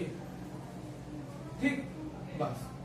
अब मेरी बात ध्यान समझना, ये एक सेल है, ये एक सेल है, और इस सर्किट में हमेशा याद रखना जब दो को सेल सीरीज में कनेक्ट होते हैं ना, तो आपको सर्किट में एक ही करंट शो कराना होता है, और वो आप समझ सकते हो कि सबका मिला के एक करंट होता है। मतलब आप समझ रहे हो, कोई एक सेल यहाँ पे करंट फ्लो नहीं कराता, यहाँ पे दोनों सेल्स करंट फ्लो करा रहे होंगे, और उनका एक नेट करंट आप समझ सकते हो, आप आई से यहाँ पे शो कर रहे हो। जब सीरीज कनेक्शन की बात होगी तब, तो ये आई जो करंट बना रहा हूँ, ये दोनों सेल्स ने मिलके निकाला है, ठीक है। तो आप ऐसे समझ सकते हो। और फिर मतलब एक तरह से दोनों सेल को आप एक जोड़ मान लो कि दोनों साथ में काम कर रहे हो, सीरीज में एकदम हाथ में हाथ डाल के खड़े हुए साथ में, और दोनों साथ में करंट निकाल रहे हैं। और ओवरऑल इसको अगर आप पूरे को एक सेल मान लो कि भाई नेट जिसका नेट ईएमएफ हो, नेट रेजिस्टेंस हो इंटरनल वाला, तो उस पूरे में नेट करंट वापस भी जा रहा है, समझ लो, है ना। तो इस पूरे को अगर आप एक नेट चीज मान लो तो ठीक है, तो बस ये होता है ना, ये बन गया। अब एक काम करते हैं, अब जब पहले सेल के लिए आप इक्वेशन लिखोगे, जो मैंने आपको फॉर्मूला बताया था, तो कैसे लिखोगे? टर्मिनल वोल्टेज होता है E माइनस आई आर। तो टर्मिनल वोल्टेज पहले सेल के लिए दोनों टर्मिनल्स का एक तो X है एक तो A है, तो इसके लिए लिखोगे हायर वाला X होगा माइनस VA बराबर E1 माइनस I। तो दोनों के लिए सेम है क्योंकि सीरीज में ना, तो भी समझ सकते हो करंट सेम होता है IR1, ठीक है। ये पहले वाले के लिए इक्वेशन हो गई, फर्स्ट इक्वेशन। और दूसरे सेल के लिए लिखना चाहो तो उसके टर्मिनल्स A और Y हैं, तो एक पॉजिटिव वाला A है minus Y E2 minus second वाले से लिखते हैं इसलिए पूरे इतना देख लो। अब दोनों इक्वेशन को अगर मैं ऐड कर दूं तो करो, ऐड कर देते हैं दोनों को। एडिंग 1 एंड 2 लिख दीजिएगा, Vx minus VA E1 minus IR1 plus VA minus VY बराबर E2 माइनस IR2। जोड़ दो भाई दोनों को, ये दोनों कट जाएंगे और ये हो जाएगा Vx माइनस VY E1 plus E2 minus IR1 minus IR2। अब मेरी बात ध्यान समझना, अगर आप इसका एक कह सकते हैं इक्विवेलेंट सर्किट डायग्राम बनाओ कि भाई दोनों सेल्स का इक्विवेलेंट बना दिया आपने, उसका एक नेट सर्किट डायग्राम बनाओ, दोनों को अलग अलग ना बना के इसका इक्विवेलेंट डायग्राम कैसा बनेगा, उसका इक्विवेलेंट डायग्राम में यहाँ नीचे बना रहा हूँ। कैसे बना सकते हो भाई? दो की जगह एक सेल बना लो जिसका ईएमएफ इन दोनों की इक्विवेलेंट ईएमएफ के बराबर होगा, ठीक, जिसका इंटरनल रेजिस्टेंस इन दोनों के इक्विवेलेंट के बराबर होगा। और यहाँ तो भाई इंटरनल रेजिस्टेंस की कोई दिक्कत नहीं है, दोनों सीरीज में डायरेक्ट ऐड होंगे, बाकी ईएमएफ के लिए अपन निकाल रहे हैं ना फॉर्मूला में। और ठीक है आर, और इस पूरे काम में हमें से आई करंट निकल रहा है, आई वापस आ भी रहा है, देख पा रहे हो आप, ठीक। अब मेरी बात समझना, ये वाला पॉइंट x है, ये वाला अपन ने पिछले फिगर से आप भले देख लो, ये x है ये y है, ठीक।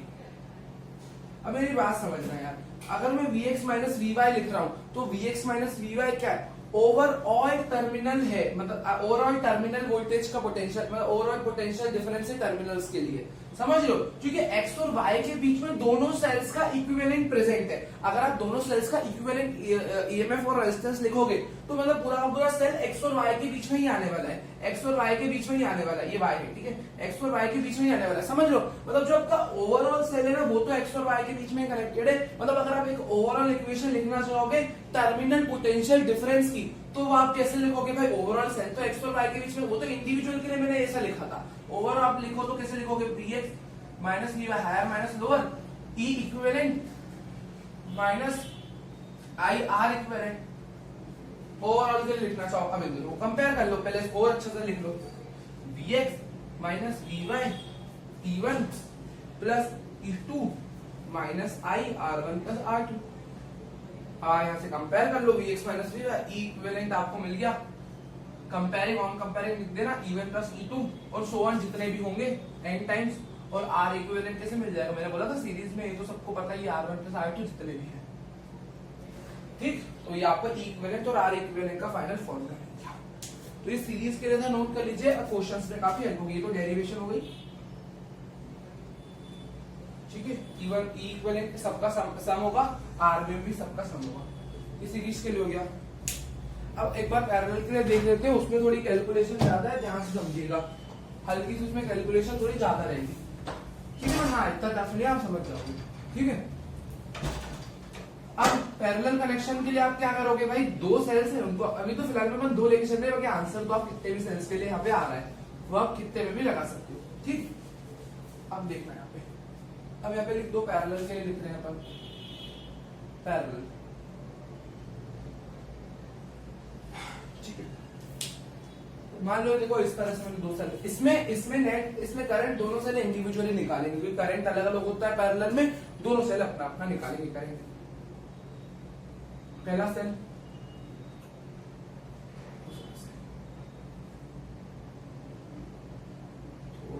फिगर।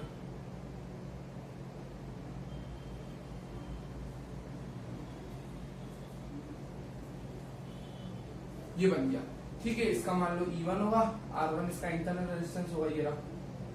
फिर ये E2 होगा, R2 इसका इंटरनल रेजिस्टेंस, ये बना दिया, ठीक। अब अच्छा, तो अगर इस पूरे तामझाम से प्लस से माइनस प्लस से करंट निकलेगा, इसका I1 निकला होगा पहले सेल से, दूसरे से I2 निकला होगा, और दोनों ऐड हो गए यहाँ पे। तो मान लो दोनों का ऐड करके हमको I मिल रहा है, दोनों का नेट करके मान लो अगर I मिल रहा है तो उनका नेट उनको वापस भी मिल रहा है। फिर ये I वापस यहाँ पे टूट जाएगा, I1 और I2। क्योंकि यार ये बात आपको पता होना चाहिए, अगर ये आगे आपको I1 जाता हुआ दिख रहा है ना, तो कहीं ना कहीं पीछे से भी वो I1 ही आ रहा होगा। तो यहाँ से टूट के आप समझ सकते हो ना, यहाँ से I2 जा रहा है तो पीछे से भी कहीं ना कहीं I2 आ रहा होगा। ये बन गया अपना पूरा, है ना, फिगर। अब अपन सॉल्व करते हैं। पहले वाले के लिए इक्वेशन लिख लेते हैं भाई। इक्वेशन 1 अगर आप लिखो तो E1 चलो V होता है E माइनस आई आर, तो V इसके अक्रॉस।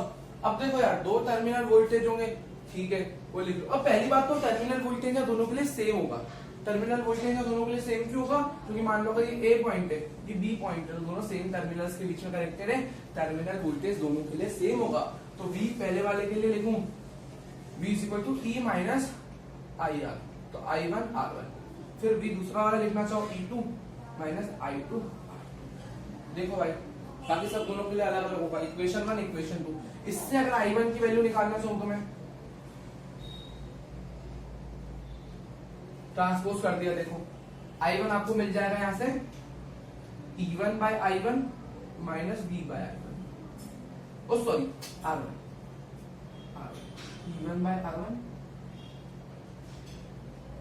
या ठीक। I1 मिल गया, यहां से I2 निकाल लो, I2 R2 E2 minus B, आपको I2 मिल जाएगा E2 by R2 minus V by R2। आपको क्या करना है, नेट करंट आप देख पा रहे हो, I जो है वो I1 और I2 के सम के बराबर देखने को मिल रहा है आपको यहाँ पे। तो भाई इक्वेशन लगा लो, I बराबर I1 प्लस I2। थोड़ा अच्छे से आप प्रेजेंट करके लिखिएगा, ठीक है। I1 प्लस I2 के बराबर आ गया। देखो अब I1 आपका क्या है, पुट करो भाई, I1 क्या है, E1 by R1 minus V by R1 plus E2 by R2 minus V by R2। बहुत बढ़िया। अब मेरी बात समझना, नेट करंट आप कैसे लिखोगे? हाँ, नेट करंट अगर आप लिखना चाहो तो आप ऐसे लिख सकते हो। चलो अभी तो इसको ऐसे, अभी पहले इसको सॉल्व कर लेते हैं ना। I होता है चलो उसको ऐसा लिख लो। देखो नेट करंट को आप ऐसे नहीं लिख सकते, इन दोनों का इक्विवेलेंट ईएमएफ। देखो जनरल फॉर्म तो हम यहीं से पकड़ लो कि I जो होगा आपका E बाय R समथिंग होगा माइनस V बाय R होगा। तो एक जनरल फॉर्म तो आपको यहां से मिल गया।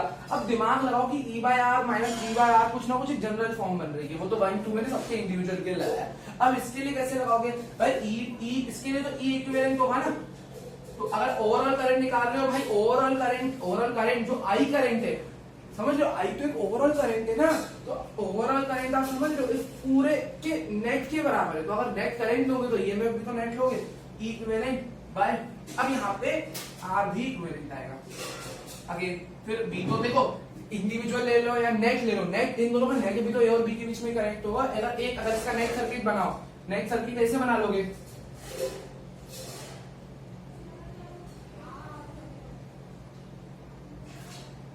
नहीं 122 सॉरी, इसका नेट भी तो A और B के बीच में कनेक्ट होगा, ठीक। थोड़ा अच्छे से बना देना, ठीक है, और है ना। अब देखो इन दोनों का नेट भी तो एक नेट इक्वल लिखोगे, सॉल्व कर लिया आपने, मतलब पैरेलल वगैरह फॉर्मूला लगा के तो ऐसे बनाओगे ना भाई नेट। तो ये हो गया V by terminal voltage individual के लिए और उस पूरे के लिए भी सेम ही होता है। देख लो इतना। अब एक काम करो ना यार, आप एक काम अभी ये कर सकते हो, थोड़ा उसको सॉल्व करना दूसरी पहले करके है।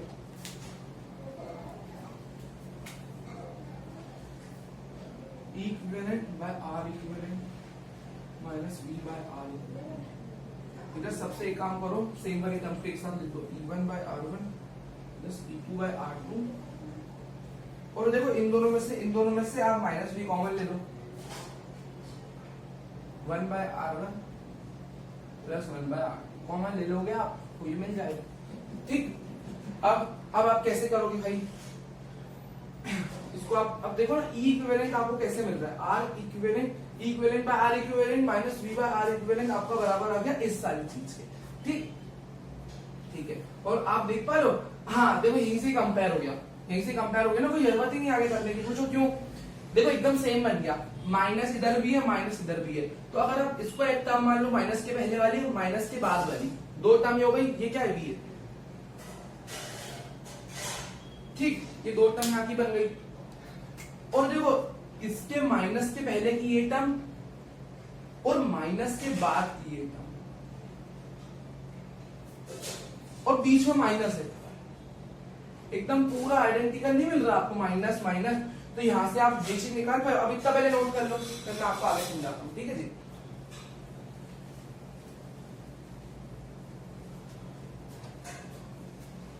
अब आगे आप कंपेयर करके बस लिख दो आगे आंसर। तो यहां से आपको ई इक्विवेलेंट डायरेक्ट नहीं मिलता, आपको इस फॉर्म में मिलता है, ई इक्विवेलेंट बाय, आपको ऐसे ही फॉर्मूला मिलेगा, ठीक है, आप कैसे भी सॉल्व करो यही मिलेगा, अच्छे से बस सही तरीके से करना है। और सोन जितने भी अगर और भी होंगे तो आ जाएंगे, समझ रहे हो आप, कुल मिला के समझ क्या लो, इक्विवेलेंट बाय आर इक्विवेलेंट आपका E1 plus E1 by R1 plus E2 by R2 के बराबर है, तो और भी होंगे तो आगे ऐड होते जाएंगे, ठीक, ये एक फॉर्मूला ये मिल गया। अब दूसरा फॉर्मूला कैसे मिल गया, V बाय R इक्विवेलेंट मेरा बराबर हो क्या, V बाय R इक्विवेलेंट बराबर हो क्या, हाँ आ जाएगा, V by 1 by R1 plus 1 by R2, V से V कट गया, आपको 1 बाय R तो पैरेलल है, तो यही आना था, वो तो मतलब रजिस्टर का तो पता ही था अपने को, दूसरा फॉर्मूला मिल गया। नोट कर लीजिए, ये सारे डेरिवेशंस हो गई सीरीज और पैरेलल की। अब यहाँ पे इसको थोड़ा सा और सॉल्व कर सकते हो, कैसे मैं आपको जल्दी से बता देता हूँ। और सॉल्व करके आप डायरेक्ट एक जगह से इक्विवेलेंट रख सकते हो, आर का तो सही है, ये भी सही है, बस इसको थोड़ा और सॉल्व करना पड़ेगा, कर लो तो ज्यादा अच्छा एक्सप्रेशन आ जाएगा, ठीक है। इक्विवेलेंट अगर आप निकालना चाहो तो आर इक्विवेलेंट, तो अभी डैश डैश मत लगाओ, एक काम करो, डेल अभी फाइनल आंसर आएगा तब लगाएंगे डैश डैश, तो इक्विवेलेंट आ गया। अब ये बराबर है E1 by R1 plus E2 by R2, और आर इक्विवेलेंट इसके साथ मैंने मल्टीप्लाई में ले लिया, और आर इक्विवेलेंट का फॉर्मूला अपन ने अभी निकाला, 1 बाय आर इक्विवेलेंट आपने निकाला, 1 by R1 plus 1 by R2 आ गया था, तो E1 by R1 plus E2 by R2, और आर इक्विवेलेंट को आप ऐसा लिखते हो, नीचे जाके 1 बाय आर इक्विवेलेंट ऐसे लिख सकते हो, क्योंकि ऊपर ले जाओगे तो वापस ये बन जाएगा, ठीक, तो और 1 बाय आर इक्विवेलेंट की वैल्यू सबको पता है, क्या निकाली अपन ने, E1 बाय R1, ये तो ऊपर ऐसे टेस्ट, और आप लिख लो, अभी कितने भी यहाँ पे आ सकते हैं, 1 बाय आर इक्विवेलेंट क्या होता है, 1 by R1 plus 1 by R2 कितने, तो ये देखो इक्विवेलेंट से अकेला मिल गया ना एक सदस्य, अपन ने ये निकाला, तो ये देख लो फाइनल फॉर्मूला ये ठीक है, ये ज्यादा अच्छा है, ठीक है। ओके, सो आगे बढ़ते हैं, क्लियर से क्वेश्चन अपन करेंगे, उससे पहले मैं आपको एक चीज बताना भूल गया कि जैसे ना कोई भी जैसे सर्किट में 10 सेल लगे, मान लो 10 सेल ऐसे सीरीज में लगे, ठीक है, और एक सेल को उन्होंने ऐसे उल्टा लगा दिया, मानो 5 सेल, 1 2 3 4 5, ऐसे 5 सेल है, ठीक, एक सेल उल्टा है इसमें, तो बताओ मुझे इसका नेट ईएमएफ क्या होगा। तो इसका ई इक्विवेलेंट आप लिखोगे सबका सम, तो मान लो हर एक ईएमएफ ई है, सबका ईएमएफ ई के बराबर है, ठीक है। तो आप जो पोलैरिटी जिसकी उल्टी है ना, नेगेटिव पहले लिखा है, फिर पॉजिटिव वाला बाद में डंडा बना हुआ है, ये वाला जो है उल्टा वाला, तो इस उल्टे वाले का कुछ मत करना, इसका बस ई की जगह माइनस ई लिख देना, ठीक है। तो आपका 5 तो है पूरा, तो 5e तो होना चाहिए, तो 4 उसमें से सीधे है, तो उनका 4e, और एक उल्टा वाला है तो माइनस ई होगा, नेट ईएमएफ 3e के बराबर आएगा। लेकिन इस पूरे तामझाम को जो आर है वो आप जो निकालते हो, किस निकालोगे, आर सबका इंडिविजुअल, अगर सबका आर है तो 5r के बराबर ही होगा, उस पर कोई फर्क नहीं आएगा। वैसे कोई पैरेलल का क्वेश्चन हो ना तो भी बस आप कुछ मत करना, ये चीज हमेशा ट्रू होती है, समझ रहे हो। तो ई को बस आपको माइनस ही लिखना है, पहले पैरेलल का क्वेश्चन भी चुना, अगर कोई क्वेश्चन में अगर आपको एक बस उल्टा कर दिया, उसकी जगह बस माइनस ई कैलकुलेशन में आप यूज कर लीजिएगा, ठीक है। एक बार ये देख लीजिए, जैसे मान लो आपको 3 का पैरेलल निकालना है, तो वो तो अपन ने एक फॉर्मूला पढ़ा था ना, E1 by R1 E2 by R2 upon so on चलता रहेगा, अपॉन 1 अपॉन R1, तो नीचे 1 upon R1 plus 1 upon R2, तो नेट रेजिस्टेंस तो आप वैसे निकालोगे, ऊपर E1 by R1 plus E2 by R2 जो लिखते जा रहे हो, वो उसकी जगह जो E है ना, जो उल्टा है, उसकी जगह बस माइनस ई डाल देना कैलकुलेशन में, बस वो हमेशा ट्रू रहेगा। बाकी तो बस आप इतना पहले नोट कर लीजिए, ठीक है। अब इस क्वेश्चन की तरफ बढ़ते हैं यार, काफी प्यारा क्वेश्चन है। सवाल में आपको निकालना क्या है, मैं पहले आपको वो बताता हूँ। देखो क्वेश्चन में आपको निकालना है R equivalent and E equivalent, तो इसका नेट ईएमएफ निकालना है। मैं आपको क्वेश्चन एक्सप्लेन करता हूँ। इसमें आपके पास ना एन ऐसे सेल्स हैं, एन सेल्स हैं जो ऐसे लगे हुए हैं, एन सेल ऐसे जा रहे हैं लगभग जा रहे हैं, सॉरी लगे हुए हैं, मतलब ऐसे रोज में ऐसे एन सेल लगे हुए हैं, यानी एक रो तो ये हो गई जो हमारी पेन चल रही है, तो इसमें ऐसे horizontally N number of cells लगे हुए हैं। एक दूसरी रो ये हो गई, इसमें भी एन सेल्स लगे हुए हैं हॉरिजॉन्टली, तीसरी रो ये हो गई जिसमें एन सेल्स लगे हुए हैं, तो हर एक रो में एन सेल है, ठीक है, सबका ईएमएफ ये सबका इंटरनल रेजिस्टेंस आर है, और ऐसे ही एम रोज है, समझ में, तो कह रहा हूं एक रो की बात कर रहा हूं, ऐसे नीचे एम रोज है।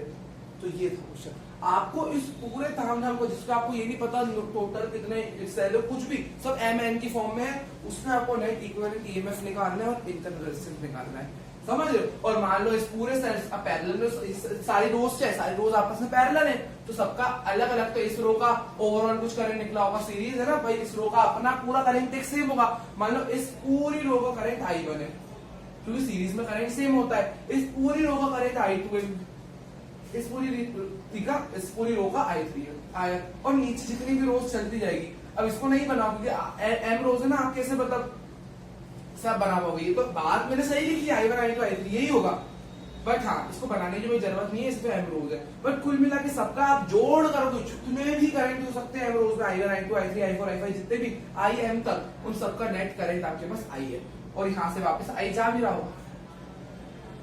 अब मैं आपको I भी निकाल के दिखाऊंगा, क्वेश्चन में I पूछा नहीं है, बट हाँ ठीक है।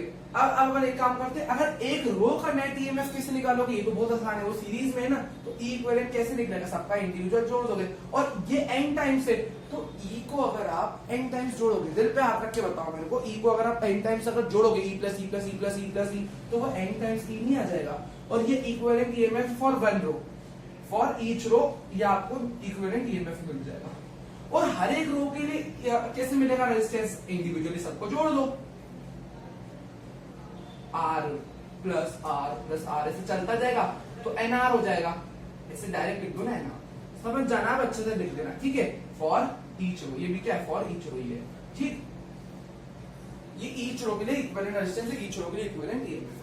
अब यार आप चाहते हो हर एक रो का ईएमएफ ई है, यानी अब उसको आप ऐसे नहीं बना सकते कि भाई इस पूरे की जगह बस एक सेल बना दो जिसका ईएमएफ एनी है, एनी ईएमएफ है, और इसका जो रेजिस्टेंस है वो एनआर है, एनआर एनी, एक ऐसा बन गया, दूसरा ऐसा बन गया, एनआर हो गया, एनी हो गया, फिर ऐसे, और ऐसे आप चलते जाओगे, एनआर, ये नीचे ऐसा एम टाइम्स, क्योंकि आगे का तो आपने सॉल्व कर दिया, आप नीचे बस ऐसे एम टाइम्स चलते जाएगा, तो आपको ऐसे एनी, हर एक सेल का ईएमएफ एनी है, ऐसे एनी सेल्स को आपको पैरेलल में सॉल्व करना है, बस सिंपल फॉर्मूला लगा दो।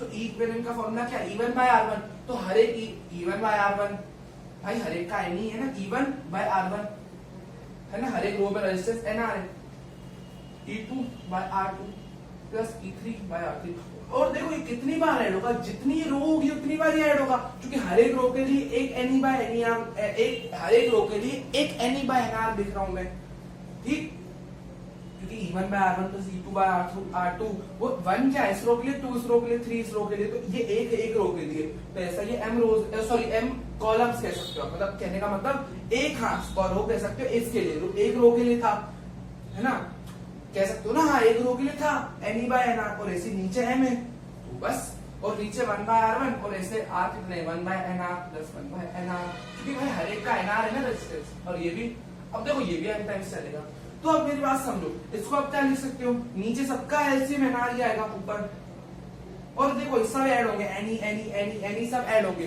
कितने टाइम्स ऐड होंगे, एम टाइम्स ऐड होंगे, सब एम टाइम्स ऐड होंगे, तो एम टाइम्स ऐड करोगे तो एम इंटू एनी हो जाएगा, नीचे सबका एलसीएम एनआर आएगा, और 1 अपना एम टाइम्स ऐड होगा, तो एम हो जाएगा, बस ट्रांसपोज कर दो, ये मल्टीप्लाई, ठीक है ऊपर, तो इक्विवेलेंट आप देख लो एक बार, मैं मिटा के अच्छे से लिख दूं, ये मिटा रहा हूं, ठीक है, कहां मिटाऊं, ऊपर सर्किट नहीं, सर्किट नहीं, ये मिटा देता हूं, ये देखो, ये देख लो, ये मिटा रहा हूं।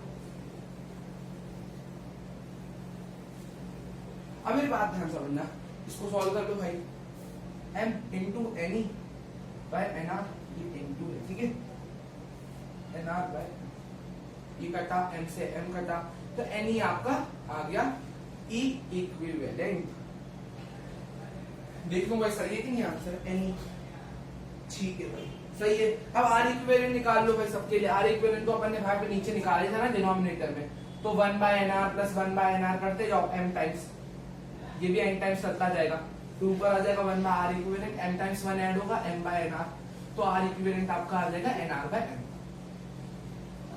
ये देख लो, सही है, देख लो एक बार, हाँ एकदम ठीक आया आपका। अब आपको आई निकालना है, तो आई तो पूरे सर्किट का है ना, अगर आई पूरे सर्किट का है, अगर आई पूरे सर्किट का है तो आपको आई क्या होता है, देखो पहली बात आई होता है ओम्स लॉ के हिसाब से V/R। अब यहाँ पे तो वोल्टेज टर्मिनल की तो कोई बात ही नहीं, ये सारा वोल्टेज ईएमएफ के फॉर्म में अपन लिखेंगे, तो आई होता है E इक्विवेलेंट, आई होता है V/R, तो V एक तरह से वोल्टेज, ईएमएफ भी तो एक तरह से वोल्टेज ही, और आपको उसकी बात करी गई तो ईएमएफ लिखूंगा, और R इक्विवेलेंट लिखोगे पूरी सर्किट के लिए लिख रहे हो, और इक्विवेलेंट आपके पास आ चुका है, और आर इक्विवेलेंट आप निकाल चुके हो। अब देखो यहाँ पे एक थोड़ी अलग बात है, आर इक्विवेलेंट प्लस आर होगा यहाँ पे, क्योंकि क्वेश्चन में ये रजिस्टर भी तो है, इसमें भी तो आई करंट जा रहा है, तो आप और ये इस पूरे तामझाम के साथ सीरीज में, क्योंकि इस पूरे तामझाम में पूरे में से तो आई करंट जा रहा है और इसमें से भी आई करंट जा रहा है, तो इसका नेट और ये सीरीज में, तो इसका नेट जो कि nr/m आया और ये r सीरीज में, तो डायरेक्ट ऐड कर दिया और ये आपका करंट आ गया NE/nr+m+r, हाँ nr/m+r। ठीक है भाई, सही है एकदम, ये तीनों आंसर, काफी प्यारा क्वेश्चन, बहुत अच्छा क्वेश्चन, देखो ये हो गया।